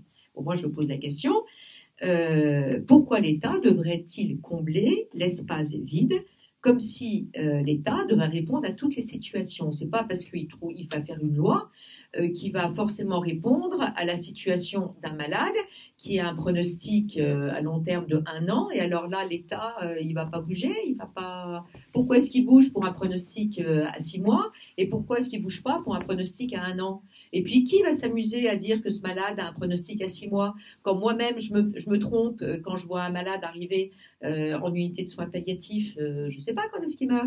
Donc, c'est quand même assez compliqué. Alors, puisqu'on est dans un milieu chrétien, donc je vais reprendre l'argument que Corinne a pris, médecin catholique. Pourquoi je pratique? Alors moi, ça m'a intéressé, catholique, forcément, ça se voulait être un peu percutant. Mais on n'a pas besoin d'être catholique pour ne pas pratiquer ou pour pratiquer l'euthanasie. Je veux dire, c'est simplement être humain. Est-ce qu'au nom de mon humanité, je pratique l'euthanasie? Donc, on sentait un certain combat, positionnement aujourd'hui, hein, sur, il y en a qui n'osent pas en parler, il y en a qui osent en parler, qui apportent des arguments, notamment, voilà, être catholique, au nom de ma foi, je peux aussi, finalement, pratiquer l'euthanasie. Mais moi, je me dis qu'on donne à la médecine un rôle de toute puissance, et quand je vois qu'au Canada, le piège est de nommer soin ce qui stoppe le soin, c'est quand même terrible. Donc non, en France, on s'est bien positionné. L'euthanasie n'est pas un soin, la mort provoquée n'est pas un soin. Enfin voilà. Donc, si on se replace dans un récit biblique, Jésus est venu pour guérir des malades. Il en a même ressuscité. Il n'a pas abrégé la vie en utilisant la compassion comme argument. En revanche, il a accepté de mourir par amour et par compassion sur une croix. Alors, je cite Marie-Dominique Trébuchet, qui est une théologienne, et qui dit « Jésus n'accepte pas le mal, ni coopère pas, il l'anéantit par le don de sa vie. » J'ai trouvé cette phrase très percutante. En tout cas, je n'ai pas envie d'instrumentaliser Dieu ni ma religion catholique dans ce débat-là. L'essentiel, c'est forcément le respect de l'autre, mais jusqu'où on peut aller, sachant qu'il y a un impact sur la société. Alors, dans l'exception d'euthanasie, maintenant, qui est... Je ne vais pas dire qu'il n'y a pas des zones grises, je ne vais pas dire qu'il n'y a pas des malades qui nous font énormément réfléchir, je ne vais pas dire qu'il n'y a pas des malades pour lesquels j'ai des pulsions de mort, moi, je peux avoir des pulsions de mort, où je peux espérer le lendemain matin qu'il sera enfin mort, parce que je me dis que c'est terrible.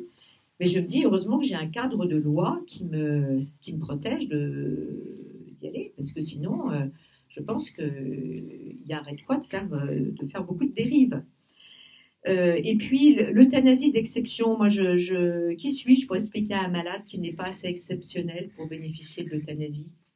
Si on me demande mon avis, je vais lui dire, ben non, en fait, vous n'êtes pas assez exceptionnel. Je suis désolée.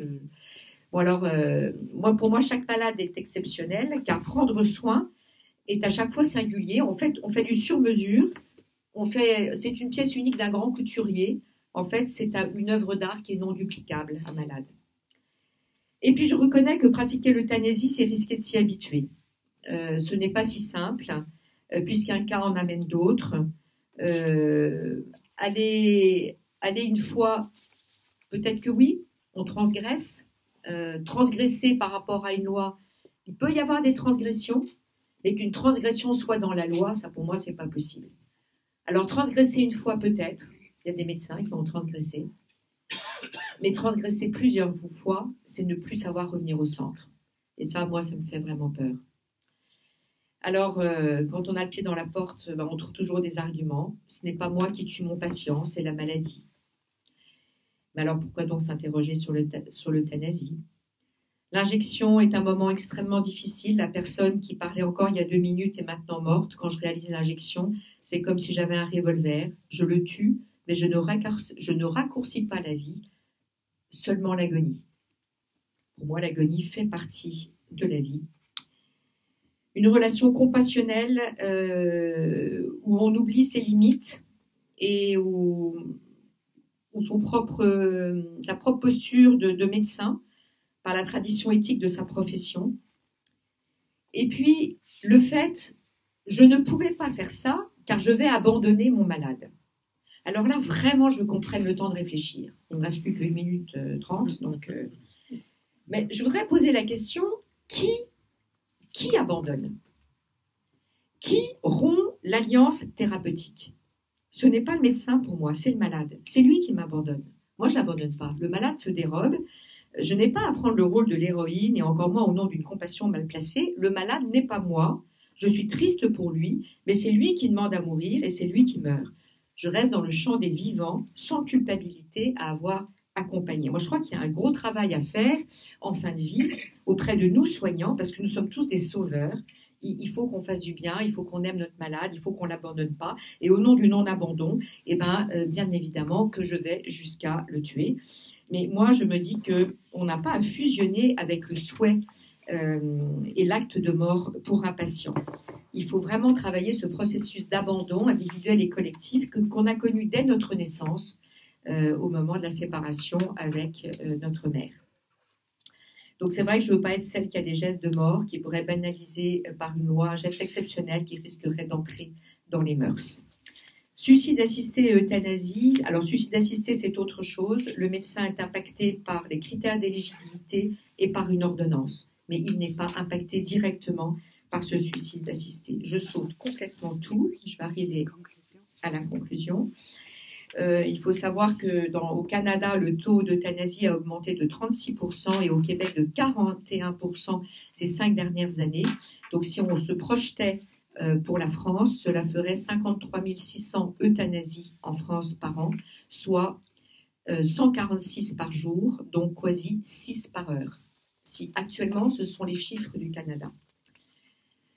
Donc voilà, je vais conclure. Moi, j'ai peur qu'une porte entrouverte fasse basculer la médecine dans le côté prestataire d'une soi-disant volonté du malade. Qui suis-je pour évaluer la volonté d'un malade? Je ne sais pas si on a vraiment des outils. Qui peut être assuré donc de cette volonté constante, surtout qu'elle est souvent ambivalente? La médecine est un art, n'est pas une science exacte. Elle doit le rester. Que chacun reste à sa place dans son identité propre avec les valeurs qui l'habitent, en osant se laisser déranger, sans tuer. Je suis favorable à une éthique de la médecine et pas pour une loi qui tue par euthanasie. Voilà, je vous remercie. Merci à vous deux. Je ne prends pas le temps de faire une petite reprise. Je vous donne immédiatement la parole et j'espère qu'il y aura beaucoup de questions par rapport à deux réflexions très approfondies et différentes, évidemment, quant à leur Simplement une toute petite remarque. Au Québec, ils ont calculé que ça avait diminué les coûts des assurances. ça coûte moins cher. L'euthanasie revient moins cher que les soins palliatifs.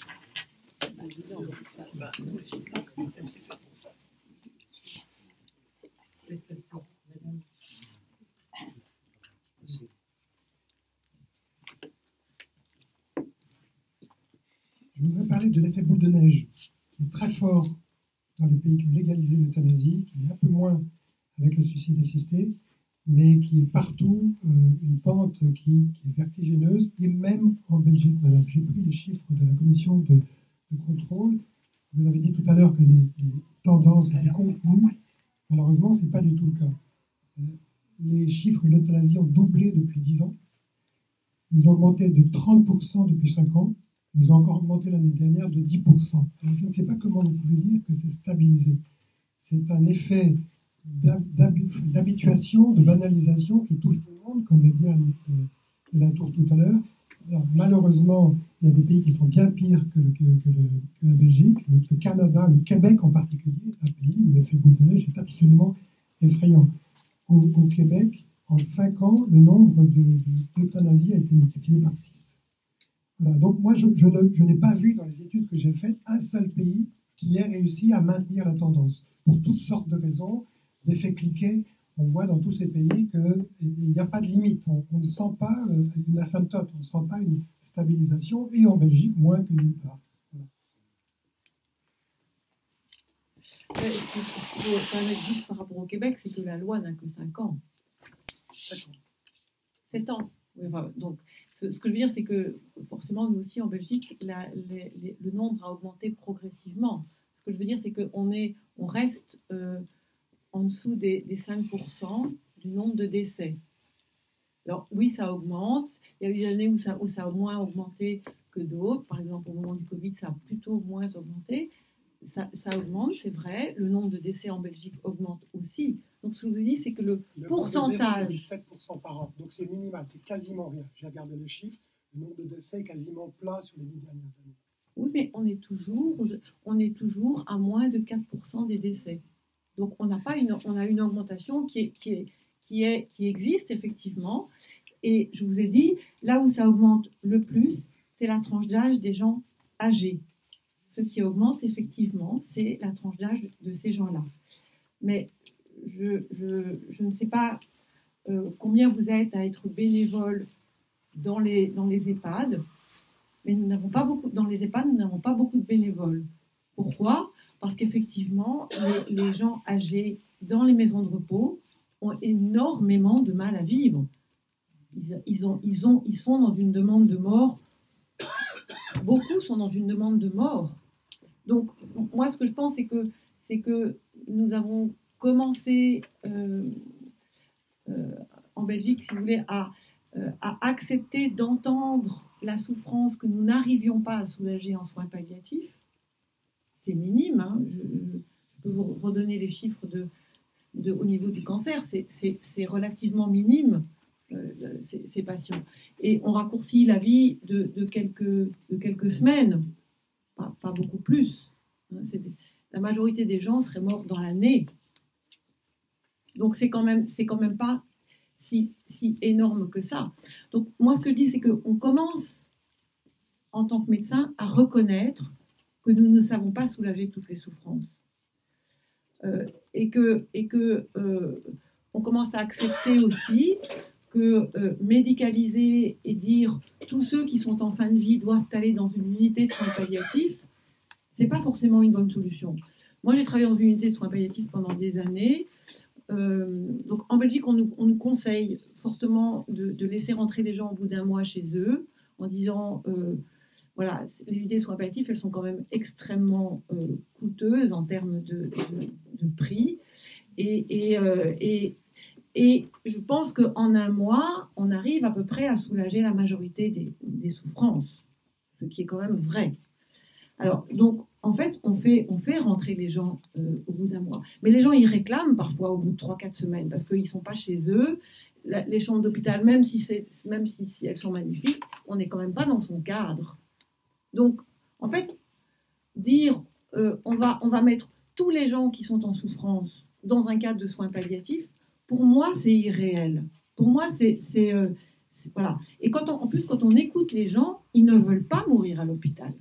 Donc, nous montons le nombre de gens qui meurent à la maison grâce aux unités de soins palliatifs, grâce surtout aux équipes mobiles de soins palliatifs à domicile et en milieu hospitalier. Parce qu'en milieu hospitalier, elles font un gros travail pour favoriser le retour à la maison. Donc, oui, c'est vrai, on peut peut-être se dire, si on avait des unités de soins palliatifs, beaucoup plus d'unités de soins palliatifs, parce qu'effectivement, je suis d'accord avec vous, on a augmenté en Belgique depuis des années, on augmente le nombre d'infirmières et d'équipes de soins palliatifs à domicile, mais on n'augmente pas le nombre de lits de soins palliatifs. Donc on est dans le même pourcentage que les Anglais. Donc les Anglais, c'est ceux qui ont inventé le concept de soins palliatifs. Ils ont dit, il ne faut pas faire trop d'unités de soins palliatifs parce que on n'est pas fait pour mourir à l'hôpital tout seul. On est fait pour mourir chez soi avec ses proches. Ce n'est pas le boulot des médecins de garder les gens pendant 6 mois dans les hôpitaux pour qu'ils meurent dans un service de soins palliatifs qui est extrême. Donc, nous essayons de faire rentrer les maximum de gens à la maison parce que c'est leur demande.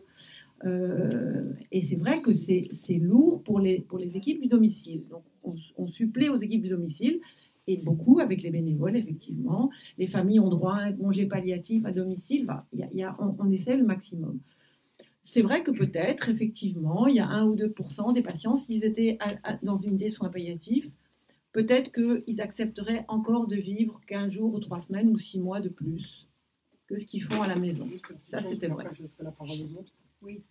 Les dérives. Vous avez expliqué à juste titre que les critères au début étaient assez rigides, assez sérieux. Aujourd'hui, le DMLA, la polypathologie, est une justification pour obtenir une euthanasie. La fatigue de vivre l'est bientôt, elle l'est quasiment aussi. Non, elle ne l'est pas. Alors, non, la fatigue de vivre ne l'est pas. Pardon, la polypathologie, qui est une caractéristique du grand âge. La plupart des gens à 90 ans ont plusieurs pathologies et par conséquent, vous justifiez probablement qu'ayant plusieurs pathologies, il n'est pas illégitime de demander l'euthanasie. Je vous ai entendu une fois dire que le DMLA, oui, pourquoi pas, cette dame, j'ai fait une euthanasie parce que qu'est-ce que j'aurais pu lui proposer d'autre? Une DMLA, vous vous rendez compte? Oui. Je me rends compte de quoi? De faire mourir une personne qui a une DMLA. Mais je ne fais pas mourir une personne qui a une DMLA, je fais mourir une personne qui n'arrive pas à vivre avec sa DMLA. Si je ne la fais pas mourir, si je ne l'aide pas moi à mourir, entourée de ses proches, qu'est-ce qu'elle fait? Elle fait 2 chutes et elle se retrouve à l'hôpital et elle dit plus une 3e. Donc qu'est-ce que les médecins disent? Vous devez aller dans un home. Et qu'est-ce qu'elle fait dans un home? Elle demande à mourir. Donc vous savez quel est le taux de suicide le plus élevé? C'est le taux de suicide chez les gens âgés. Pourquoi? Parce qu'ils sont en énorme souffrance. On commence en Belgique à écouter la souffrance des patients âgés. Ça nous pose d'énormes problèmes éthiques. En ce moment, on travaille sur la souffrance existentielle en maison de repos et de soins. Pourquoi? Parce qu'on est effaré du nombre de patients qui disent « moi, j'en peux plus ». Et les soignants, pourquoi est-ce qu'on n'a plus de soignants? Pourquoi vous croyez qu'on n'a plus de soignants en maison de repos et de soins? Parce que le travail est lourd, et il n'est pas lourd uniquement physiquement, il est lourd psychologiquement. Il est extrêmement lourd, parce que les patients âgés, ils sont perdus quand ils ne sont plus dans chez eux. Le soir, allez vous promener le soir dans un home à 18h, et vous entendrez les cris, parce que les gens, ils sont perdus, ils sont mal. Mais est-ce que la solution, c'est l'euthanasie? Est-ce que la solution, c'est pas d'améliorer ce lieu et d'avoir plus de soignants dans ces homes? Ok, moi quand on me dit ça, je dis sans souci. Je suis étonnée en tant que psychiatre, en effet, cet accompagnement, c'est un accompagnement, ce que vous disiez, de parole. Mais c'est vrai que chaque patient est unique et c'est toute sa vie. Il termine, comme disait Montaigne, vivre, c'est apprendre à mourir. Quand j'étais jeune, je disais que c'était horrible. Vivre, c'est apprendre à vivre. Mais je crois qu'en effet, comment on a intégré la mort dans sa vie. Et peut-être que le rôle, c'est pas uniquement des psychiatres, mais en tant que psychiatre et analyste, je vois, en ce moment, je suis confrontée à un vieux monsieur de 101 ans, dont le fils habite à l'étranger et me demande de m'en occuper. Il est à Broca en ce moment, mais il voit la mort comme si on l'avait mis prisonnier et qu'on était monstrueux, qu'on l'enfermait et qu'il voulait marcher alors qu'il ne peut plus marcher. on est obligé de l'attacher à brocaille, il le met sur un fauteuil, il l'attache parce qu'il se lève, il tombe et il va se casser. Et donc, quand on parle avec lui, quand j'essaye de lui dire que sa femme, qui a 92 ans, ne peut plus le soutenir, il veut personne d'autre que sa femme, et qu'elle a demandé qu'on l'aide, et il ne veut pas admettre ça, et je lui dis, à 101 ans, on peut avoir les muscles confondus. Il me dit, mais tu me prends pour un gâteux, tu me regardes avec un air furieux. Et donc, je suis confrontée à ça, mais en parlant petit à petit, et quand je lui demande qu'est-ce qui te ferait plaisir, mais il faut crier parce qu'il n'entend pas bien, pas crier, mais en parler en face. Il dit, voir mon petit-fils. Bon, et bien je lui dis, je vais prévenir ton petit-fils pour qu'il vienne. Mais ça, il a fallu un temps pour y arriver. Et il faut une patience, parce qu'il y a une telle violence. Quelqu'un qui n'a pas préparé sa fin de vie, qui était dans le déni toute sa vie, qui a eu une vie grandiose, je ne dirais pas, mais donc qui était dans un paraître extraordinaire. Et là, cet homme célèbre, il est vraiment dans un état de détresse totale. Et donc, c'est vrai que son fils, qui habite la Suisse, lui a dit, tu veux Exit. Et là, il n'a pas répondu. Il a répondu un petit peu. Il a dit à son fils, qu'est-ce que tu ferais à ma place? Voilà. Donc, je veux dire que c'est deux accompagnements. Je crois qu'il y a deux questions. Il y en a une derrière. Il y a vous. On commence peut-être celle de derrière. Dominique. Merci beaucoup et merci à l'une et à l'autre de vos témoignages. D'abord, je ne suis pas bénévole en EHPAD, mais ceux qui étaient là à la précédente séance savent que j'y suis professionnel. Et évidemment, le débat qu'on emmène après sur la question des personnes âgées, tel que vous l'évoquez, est effectivement une de nos grandes craintes, c'est qu'on finisse par étendre le sujet de la vie insupportable à la fin de la vie, en particulier des 2 à 3 ans que les personnes passent en EHPAD. Et là, évidemment, c'est une perspective qui est extrêmement terrible pour nous sur le plan éthique.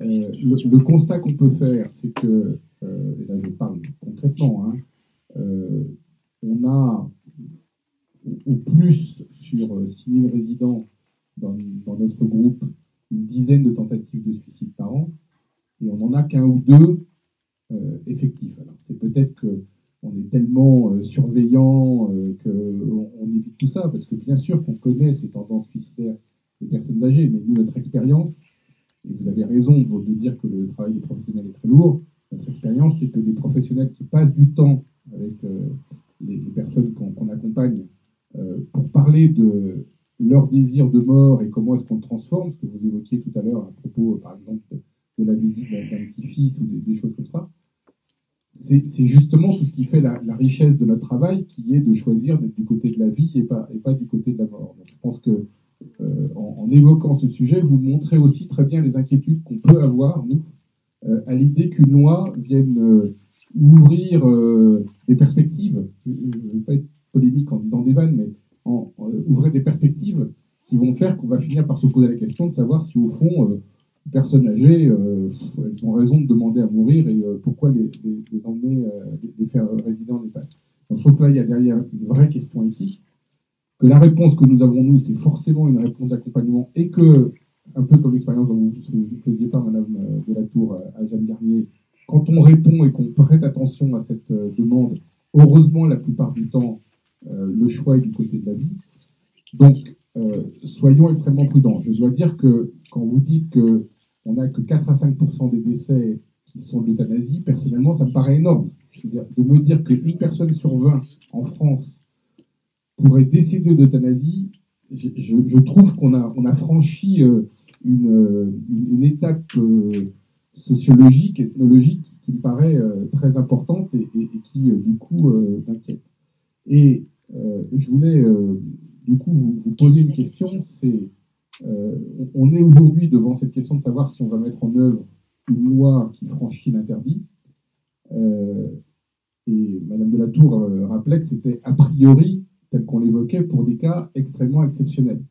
Donc on va prendre une mesure qui est d'ordre impersonnel et général pour des situations qui en réalité sont particulières et personnelles. Et donc je pense qu'on est dans une contradiction sur la raison d'être d'une loi. Il y a eu un excellent papier dans Le Monde de Madame Marie Grosset sur le sujet il y a quelques temps. Il se trouve qu'on en avait discuté ensemble un peu avant. Et je voulais vous poser la question, en Belgique, est-ce que vraiment une loi sur l'euthanasie était nécessaire? Est-ce qu'une fois qu'on avait fait la loi sur le droit des patients, une fois qu'on avait développé tous les soins palliatifs que vous évoquez, en quoi une loi sur l'euthanasie était nécessaire? Et encore une fois, en trouvant que si le résultat c'est qu'une personne sur 20 décède d'euthanasie en Belgique, je trouve que ça fait beaucoup de monde. Attendez, on va poser d'autres questions et puis comme ça, est-ce qu'il y a des gens qui veulent aussi? Monsieur là, et puis après il y en a d'autres là-bas derrière. Allez-y. Oui, alors, depuis un an, je viens d'être témoin j'ai accompagné un ami en fin de vie qui, à la suite d'un accident, s'est retrouvé tétraplégique. Donc il y avait, et tout en gardant toute ses capacités intellectuelles et expressives. Donc il n'y avait pas de souffrance physique, il n'y avait pas de soins palliatifs. Du fait de sa paralysie, il ne pouvait même pas tenter un suicide, assisté ou non. Mais il voulait à tout prix mettre fin à ses jours. Il a tenté d'abord de faire de la grève de la faim. Alors d'abord contre l'avis de sa famille et de ses amis, bien sûr, mais qui, au bout de plusieurs semaines et mois, ont considéré que c'était son choix personnel, c'était sa liberté personnelle. Et finalement... l'histoire, enfin, il voulait rester dans son village jusqu'à la fin de ses jours. Et finalement, son histoire s'est terminée avant-hier dans un hôpital de Belgique où il n'avait pas des moyens considérables. On s'est cotisé et avec sa famille et il y a aussi des journalistes locaux qui ont fait des débats là-dessus. Il a été euthanasié dans un hôpital lundi dernier. Alors, ce qui a été extraordinaire, c'est que pour préparer ce départ, il y a eu des rencontres chez lui, il y a eu des fêtes où on a chanté, on a dansé, on a bu du champagne, tout en portant chacun une angoisse considérable. Et voilà, alors, ma question, elle est par rapport à ce type de cas qui n'est pas le cas standard que vous avez évoqué, puisqu'on n'est pas dans une situation d'accompagnement palliatif. Y a-t-il une réponse à ce désir de mettre fin à ses jours, qu'il se définissait lui-même comme un légume, etc.,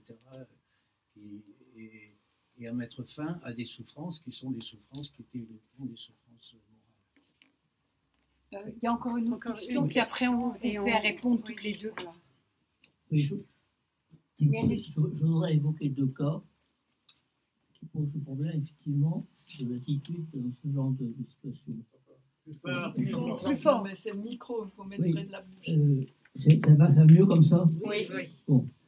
Alors, dans ma famille, j'ai connu deux cas de personnes, mères de famille, qui n'ont jamais travaillé, mères de famille, qui ont élevé pas mal d'enfants, arrivant à un âge où elles avaient toujours fait du bénévolat dans leur paroisse, énormément, et elles disaient toutes les deux, une dizaine d'années, en disant, voilà, j'estime qu'on en a fait assez sur la terre, j'ai fait tout ce que je pouvais pour ma famille et pour les gens de la paroisse dont je me suis occupé, etc. Maintenant, la seule chose que je veux, c'est regagner le paradis très vite, aller voir Dieu, je pense qu'il faut passer auprès de Dieu. Bon, dans un cas, la famille s'est arrangée pour faire accepter qu'elle refuse de manger, en mettant ce qu'il fallait avec un petit médecin local pour qu'elle n'en souffre pas. Bon, elle est morte depuis quelques semaines.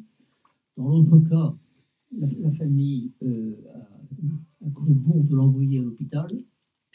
Bon, à l'hôpital, immédiatement, ils ont fait une opération, une gastrostomie, pour pouvoir l'alimenter par le côté, etc. Ça n'a pas marché. L'opération n'a servi à rien. Et elle est morte, heureusement pour elle et pour la famille, 2 jours après, d'un arrêt cardiaque pendant la nuit. Voilà. Alors, le principe est quand même qu'on doit donner la priorité à ce que veulent les gens. C'est quelqu'un qui dit qu'il veut mourir maintenant parce qu'il a fait assez sur la terre, qu'il est pressé de retrouver Dieu. Pourquoi on n'en tient pas compte? Bon, merci. Bon, je pense que toutes Voilà. les deux, Oui, on peut récupérer les deux. toutes les deux pourraient répondre. Corinne ou Anne. Qu'est-ce que peut-être Anne d'abord? Récupérer Dieu. Retrouver Dieu, c'est peut-être mieux. Euh, la dernière question, pourquoi on n'en tient pas compte je dirais, c'est ça la loi en Belgique. Hein. La loi en Belgique, c'est effectivement les gens qui disent mais moi je veux avoir un tout petit peu de liberté par rapport à ma fin de vie et donc je veux pouvoir décider jusqu'où je vais dans ma vie malgré tous mes handicaps et voilà. Donc c'est ce combat-là évidemment. Hein. C'est pas le combat des catholiques, hein, l'euthanasie en Belgique, c'est le combat des gens qui disent laissez-nous un tout petit peu de liberté par rapport à notre fin de vie. Est-ce qu'on peut décider jusqu'où on doit vivre ou est-ce qu'on peut nous laisser partir avant si on le souhaite. Alors, la question de est-ce que la loi est nécessaire en Belgique, je n'ai pas de réponse évidemment. Moi, j'ai lutté contre, et puis quand elle est arrivée, je me suis dit, qu'est-ce que je fais? Est-ce que je continue à lutter contre, c'est-à-dire à dire les soins palliatifs ne sont pas concernés par l'euthanasie, puisqu'ils se sont érigés contre, comme l'a expliqué Anne de la Tour tout à l'heure. Donc, est-ce que je fais ça, ou est-ce que je me dis, les gens qui demandent l'euthanasie, c'est des gens qui sont très en souffrance, et donc je commence par leur offrir ce que j'ai de mieux, en tant que médecin, c'est-à-dire des soins palliatifs. Et donc ça veut dire qu'effectivement, moi, en tant que médecin de soins palliatifs, je franchis la barrière que les soins palliatifs ont mis pour dire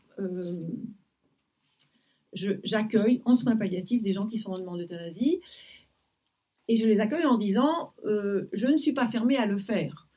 Parce que dire je vous accueille mais de toute façon je ne le ferai pas, mais ils ne viennent pas évidemment, hein, ça c'est clair. Il y a 1 ou 2 unités en Belgique qui sont connues parce qu'elles sont effectivement tout à fait contre l'euthanasie. Les gens qui demandent l'euthanasie n'y vont pas. Alors parfois il y a des euthanasies qui émergent quand même dans le cadre de ces unités, d'ailleurs comme dans les maisons de soins palliatifs. Et ben, les gens sortent pour avoir l'euthanasie dans un autre hôpital. Donc je ne sais pas si la loi était nécessaire en Belgique. En tout cas, elle est là, parce que je pense que c'est une évolution sociétale où quand même les gens veulent retrouver le pouvoir sur leur vie par rapport au pouvoir médical. Je suis médecin, je pense qu'on peut le dire, par rapport à l'acharnement, effectivement, hein, que les médecins pratiquent encore au nom du combat pour la vie. Hein. Ils ne le pratiquent pas parce qu'ils sont méchants, ils le pratiquent parce qu'ils ont été élevés en disant la guérison, comme peut-être Jésus, je ne sais pas, je ne suis pas sûre, mais en tout cas, c'était absolument ça qu'on a reçu. On doit se battre pour la vie. Oui, mais si les gens ne veulent pas absolument vivre, s'ils préfèrent s'éteindre gentiment, sans traitement, avec juste des soins palliatifs, pourquoi pas? Voilà, donc ça c'est ça un peu le combat. Non, maintenant que la loi est là en Belgique, qu'est-ce qu'on fait? Est-ce que on laisse les patients en demande d'euthanasie ne pas avoir droit aux soins palliatifs ou est-ce qu'on leur offre des soins palliatifs? Les médecins belges et les gens de soins palliatifs belges ont dit on accueille les gens en soins palliatifs et grâce à ça, il y a beaucoup d'actes d'euthanasie qui n'ont pas lieu, je vous le redis. On a énormément de demandes et on a peu d'actes. Non, c'est pas beaucoup d'actes. C'est pas beaucoup d'actes. Quand vous savez que la grande majorité des gens seraient morts dans l'année, on raccourcit leur vie de quelque temps. Donc, ce qu'on raccourcit, c'est l'agonie. C'est-à-dire, c'est ce temps long pendant lequel les gens ne sont plus tout à fait bien. C'est ça qu'on raccourcit. C'est ça qu'on raccourcit. Moi, je dirais que... je ne sais pas comment je serais dans 10 ans, hein, si la loi... je serais peut-être comme Corinne, je n'en sais rien. Mais enfin bon, ce que je veux dire, à la fois, j'espère pas... Enfin, excuse-moi, Corinne, de dire comme ça. Hein, non, mais je ne sais pas comment je serais. Quoi. Non. Voilà. Mais toujours est-il, je ne souhaite pas donner la mort. Et moi, je pense que que l'agonie est un temps qui peut être précieux pour les familles parce que la parole peut circuler, des choses peuvent être dites et ça permet d'anticiper des pathologies de deuil ou des problématiques de deuil ou des secrets de famille qui peuvent se dire. Donc je ne vois pas pourquoi on est fier de réduire l'agonie. L'agonie, c'est un moment de vie. Bon, voilà, donc ça c'est une réponse. Pour les personnes, les malades qui disent laissez-nous un peu de liberté, enfin j'ai droit à ma mort et voilà. Moi je dirais que c'est bien gentil, mais la liberté du malade s'arrête aussi à la liberté du soignant, à la liberté de ce que la société aussi décide. On est interdépendant, on n'est pas seul au milieu de nulle part. Donc quand même, je dirais que cette liberté se confronte à la liberté des autres, mais aussi se confronte à une loi dans un pays. Et moi, franchement, je ne suis pas là à pleurer parce qu'il y a des malades qui vont aller en Belgique se faire euthanasier. Ils vont... Attendez, je ne réponds pas à votre question là. Non, mais c'est pour Corinne. Non, mais je veux dire, toute cette rumeur qui est là, dire les Français qui partent en Suisse ou en Belgique pour se faire euthanasier ou suicide assisté en Suisse, écoutez, ok, c'est pas pour autant que la France doit légiférer. Chaque pays a son histoire. Il n'y avait pas de loi sur les soins palliatifs avant que la loi sur l'euthanasie arrive en Belgique. Nous avons la chance d'avoir 4 lois sur les soins palliatifs, donc c'est une histoire complètement différente. C'est pas parce que le petit copain voisin fait une loi sur l'euthanasie que la France doit être mouton de panurge. Enfin, on a droit tout à fait à défendre notre processus législatif, je trouve. Alors, monsieur, j'aimerais tellement avoir une réponse à vous donner. Ça vous embête si je vous dis que j'ai pas de réponse? Voilà. J'ai pas de réponse. Je suis confrontée à des histoires, comme vous les dites. Un tétraplégique qui demande à mourir, qui ne voit pas le sens de sa vie, un monsieur ou une dame qui veut aller voir Dieu. Moi, je me dis, dans ces situations-là, puisque, justement, heureusement, il n'y a pas une loi pour répondre à cette demande de mort, qu'est-ce qu'on peut inventer? En quoi on peut être créatif pour répondre autrement? Je veux dire, est-ce que là, par exemple, je veux voir Dieu? Très bien. Est-ce qu'il n'y a pas une théologienne moraliste, ma voisine de droite, par exemple, qui peut avoir des éléments pour dire, mais attendez, Dieu, mais vous l'imaginez comment, là? Il est au ciel, au-dessus d'un petit nuage, avec une barbe et des cheveux longs? Ou est-ce que vous imaginez que l'infirmière qui vient vous donner votre toilette le matin, Dieu, en fait, intervient par elle? Vous voyez ce que je veux dire? Je n'en sais rien, je ne suis pas théologienne. Mais je me dis, il y a peut-être des réponses. Donc, comme je vous disais tout à l'heure, il y a des bénévoles d'aumônerie, des bénévoles, il y a beaucoup de gens qui ont une bien meilleure réponse que les médecins. En tout cas, bien meilleure réponse qu'un juriste et que l'État pour une loi. Voilà. Par exemple, alors, le tétraplégique, ça c'est vrai que moi, c'est horrible. Heureusement, je ne travaille pas à Garches. Mais vraiment, je me dis, mais c'est tous les jours que c'est horrible. Et des souffrances terribles, on en voit tous les jours. Mais ce n'est pas en faisant une loi sur l'euthanasie qu'on va régler le problème de la souffrance. On le déplace, c'est tout. On meurt ailleurs. On emmène le malade vers un ailleurs. Voilà. Et la société vers un ailleurs. Quand on fait une loi sur l'euthanasie, et c'est ce qui se passe en Belgique, on reconnaît humblement, en tant que société, que nous n'avons pas de réponse à la souffrance et que plutôt que de dire aux gens « allez voir ailleurs en Belgique », ou ailleurs, nous acceptons de prendre en charge nos patients. Je signale entre parenthèses que l'an passé, il y a eu 50 euthanasies. Donc, dans les patients que nous comptons, il y a les 50 Français. Enfin, il n'y a pas que des Français, il y a aussi des... Bon, ce que je veux dire par là, c'est que... Non, mais ce que je veux dire par là, c'est ça la société belge. Elle reconnaît humblement ses limites et elle dit, plutôt que de dire... débrouillez-vous, allez voir ailleurs ou moi je sais pas quoi faire. Elle dit tant qu'aujourd'hui les médecins n'ont pas trouvé de solution pour soulager cette souffrance, on va vous proposer une autre porte de sortie. Mais s'il vous plaît, continuez à chercher. Donc je peux vous assurer, et en soins palliatifs en Belgique on est vraiment hyper mobilisés, on cherche d'autres solutions. Et en particulier, je peux vous assurer que sur la souffrance existentielle, moi j'ai travaillé, tout comme la SFAP, on travaille sur la souffrance existentielle, qui est quel est le sens de ma vie quand je suis grabataire, attachée parce que je ne sais plus marcher. Eh ben, quel est le sens de ma vie? Ben, c'est sûr qu'en tant que chrétienne, moi je veux dire, mais tu peux peut-être prier pour moi, parce que moi j'ai besoin, avec toutes les demandes d'euthanasie, j'ai besoin qu'il y ait des gens qui prient pour moi. Ah oui, mais c'est difficile. Ben oui. Je me dis, mais... Donc parfois je dis aux gens, mais venez, si vous dites qu'on peut soulager, venez, on cherche des bénévoles.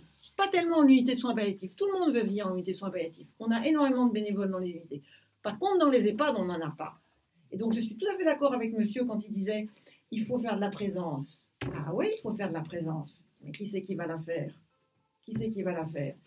On n'a même pas beaucoup de visiteurs de malades. Donc même l'Église, elle ne sait pas répondre à la souffrance de ses patients âgés.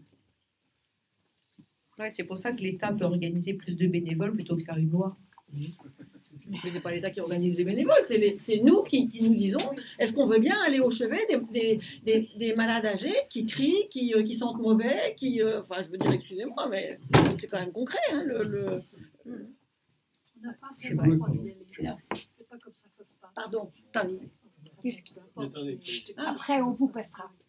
Je vous ai écouté au moment de la conférence citoyenne. Je n'étais pas à la conférence citoyenne, mais j'ai écouté, il y a des films, j'ai regardé à peu près attentivement tout ce qui s'était dit au niveau de la conférence citoyenne. Alors, je voudrais dire deux choses.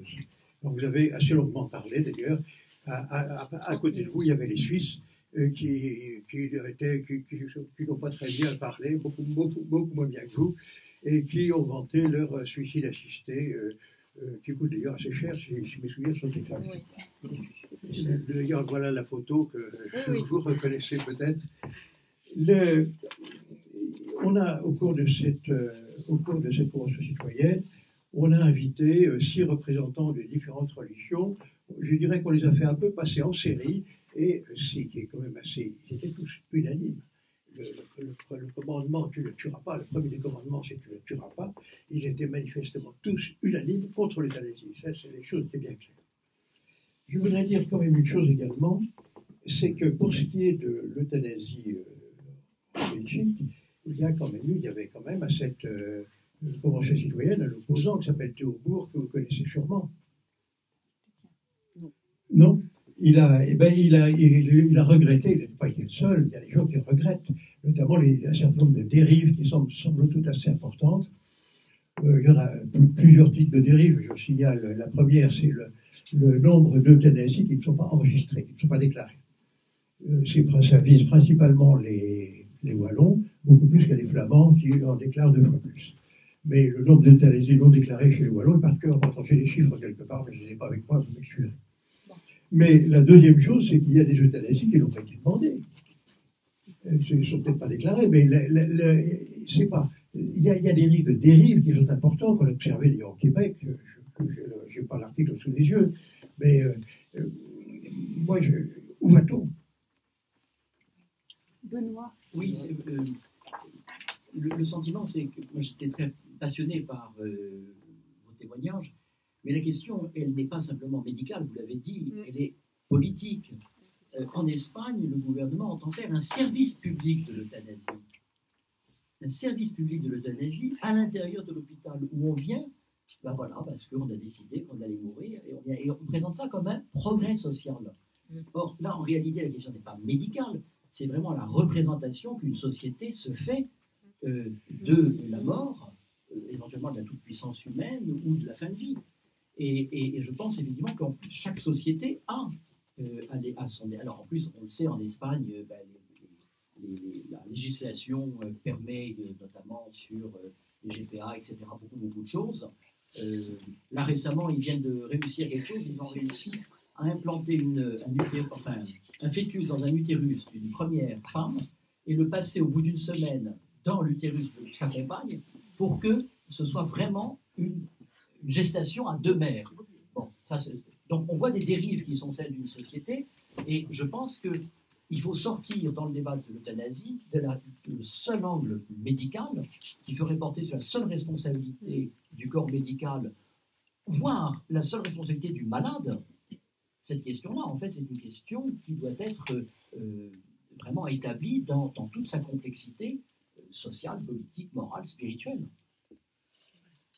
Voilà, bon, je suis désolée, mais vous avez vu que nous avons dépassé l'heure. Je vais juste dire Madame, une remarque, mais il va dans falloir... mon expérience de psychiatre qui a travaillé dans un hôpital d'enfants psychotiques avec adolescents, j'ai l'impression, maintenant qu'ils sont confrontés, comme ça je suis cette personne âgée, et qu'on est confronté à essayer de rentrer en lien, en communication, et qu'on n'a pas de signe, comme j'avais avec les enfants autistes.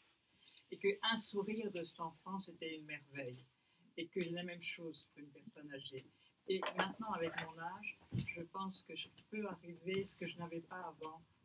Parce que si j'arrive avec le cœur ouvert, que je parle avec mon cœur, je suis persuadée qu'il entend, qu'il comprend. Si j'arrive comme vous, mais qui crève, je n'en peux plus sans le dire, eh bien ça passe aussi. Donc c'est vraiment, tout le monde ne peut pas y aller. Il faut y aller vraiment, et puis en sachant qu'on se décourage, et puis laisser passer le temps, mais y aller toujours quand on est dans cet état d'ouverture et de vie.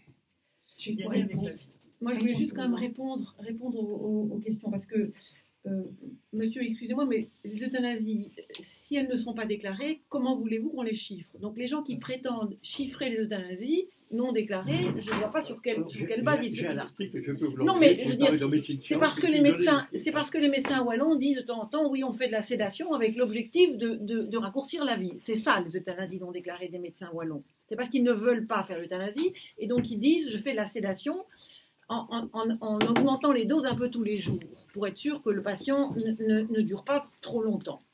Donc, non, ça n'est pas possible de chiffrer l'euthanasie non déclarée, parce que si elles ne sont pas déclarées, c'est qu'ils veulent le cacher. Et non demandé, je ne vois pas aujourd'hui, je veux dire, pour avoir les produits pour l'euthanasie, excusez-moi, il faut montrer une ordonnance et le pharmacien vérifie, demande la carte d'identité, c'est très codifié. Donc non, je ne pense pas. Le service public de l'euthanasie, chez nous aussi, il y a un hôpital flamand qui est confronté à plusieurs médecins qui n'arrivaient pas à trouver, à plusieurs patients qui n'arrivaient pas à trouver de l'aide pour l'euthanasie alors qu'ils étaient dans le cadre de la loi, parce que les institutions étaient catholiques et interdisaient aux médecins de le faire. Il y a un hôpital flamand qui a dit, alors on ouvre un service pour pouvoir le faire éventuellement. Voilà. Mais ça ne sera pas le cas chez nous, parce que justement, nous avons choisi de dire, nous ne mettons pas les gens en demande d'euthanasie comme des pestiférés. Je pense que c'est ça la peur en Espagne. La peur en Espagne, c'est que étant donné le catholicisme de l'Espagne, c'est qu'en fait, ils ne trouvent pas de médecin pour le faire. Et donc, du coup, on va ouvrir un lieu pour le faire pour les gens qui pourraient le demander. Je suis d'accord avec vous que ce n'est pas uniquement une question médicale, mais je rappelle quand même que l'objectif de l'euthanasie, ça n'est pas, et c'est aussi ma réponse où tu ne le tueras pas, ça n'est pas, c'est pas des gens en bonne santé dont on raccourcit la vie, à qui on donne la mort. Ce sont des gens qui ont une maladie incurable et qui en souffrent. Et nous sommes absolument sûrs, à plusieurs médecins, avec toute l'équipe soignante qui est OK avec ça, avec la famille qui est d'accord, que nous ne pouvons pas les laisser comme ça en souffrance. C'est ça l'idée. La souffrance insupportable, on a parlé de la souffrance insupportable tout à l'heure. Il nous faut malheureusement cesser notre discussion, j'en suis désolée. Gardez peut-être nous je voulais juste répondre par rapport à la commission. Je voulais juste répondre par rapport à la commission de contrôle en Belgique, donc qui vérifie a posteriori, donc après le décès, et qui reconnaît dans son rapport qu'elle n'a pas les moyens de faire des contrôles, en fait. Ils ne sont pas suffisants, et on peut comprendre, c'est difficile. Non, on n'a pas les moyens. Mais on n'a pas les moyens de faire le contrôle, de savoir notamment les euthanasies clandestines. Or, je ne sais pas, mais où est-ce que j'ai vu qu'il y avait 30 à 50% d'euthanasie clandestine. C'est parce qu'effectivement, les médias français disent qu'il y a plein d'euthanasies clandestines, que la commission a dit, je fais partie, la commission dit, mais quels sont les moyens que vous avez pour dire qu'il y a de l'euthanasie clandestine? Je veux dire, excusez-moi, mais en France, il y en a aussi. Et donc, À partir du moment où c'est clandestin, moi j'ai fait une euthanasie clandestine, elle n'est répertoriée nulle part. À partir du moment où c'est clandestin, ça n'est pas répertorié. Donc quand on dit il y a plein d'euthanasies clandestines, excusez-moi, et en plus les médecins, ils n'ont aucun intérêt à faire du clandestin, ils vont se retrouver en justice. Hein. Excusez-moi, mais il y a déjà des médecins qui se sont retrouvés en justice. Donc, cette commission, elle est toute indépendante. Il y a quand même les deux présidents sont alors, excusez-moi, je vous interromps. Parce que non, il n'y a qu'un seul. Le débat va se poursuivre dans un mois avec une ouverture éthique, puisque Dominique Jacquemin viendra, qui est à la fois infirmier avec une longue expérience en unité de soins palliatifs et enseignant à Louvain, donc encore personne venant de Belgique, et qui traitera, qui était sa livre, et qui traitera des questions éthico-théologiques ou théologico-éthiques, dont certaines questions sont déjà apparues tout à l'heure, et puis encore une autre personne indéterminée ou non, enfin là ce n'est pas encore totalement clarifié, en tous les cas la discussion continuera, mais j'invite Corinne et Anne à se joindre à nous si elles peuvent venir avec Jacquemin, le 13 décembre. Voilà, à la même heure. Et je vous remercie beaucoup de votre attention. Bravo. Et je remercie beaucoup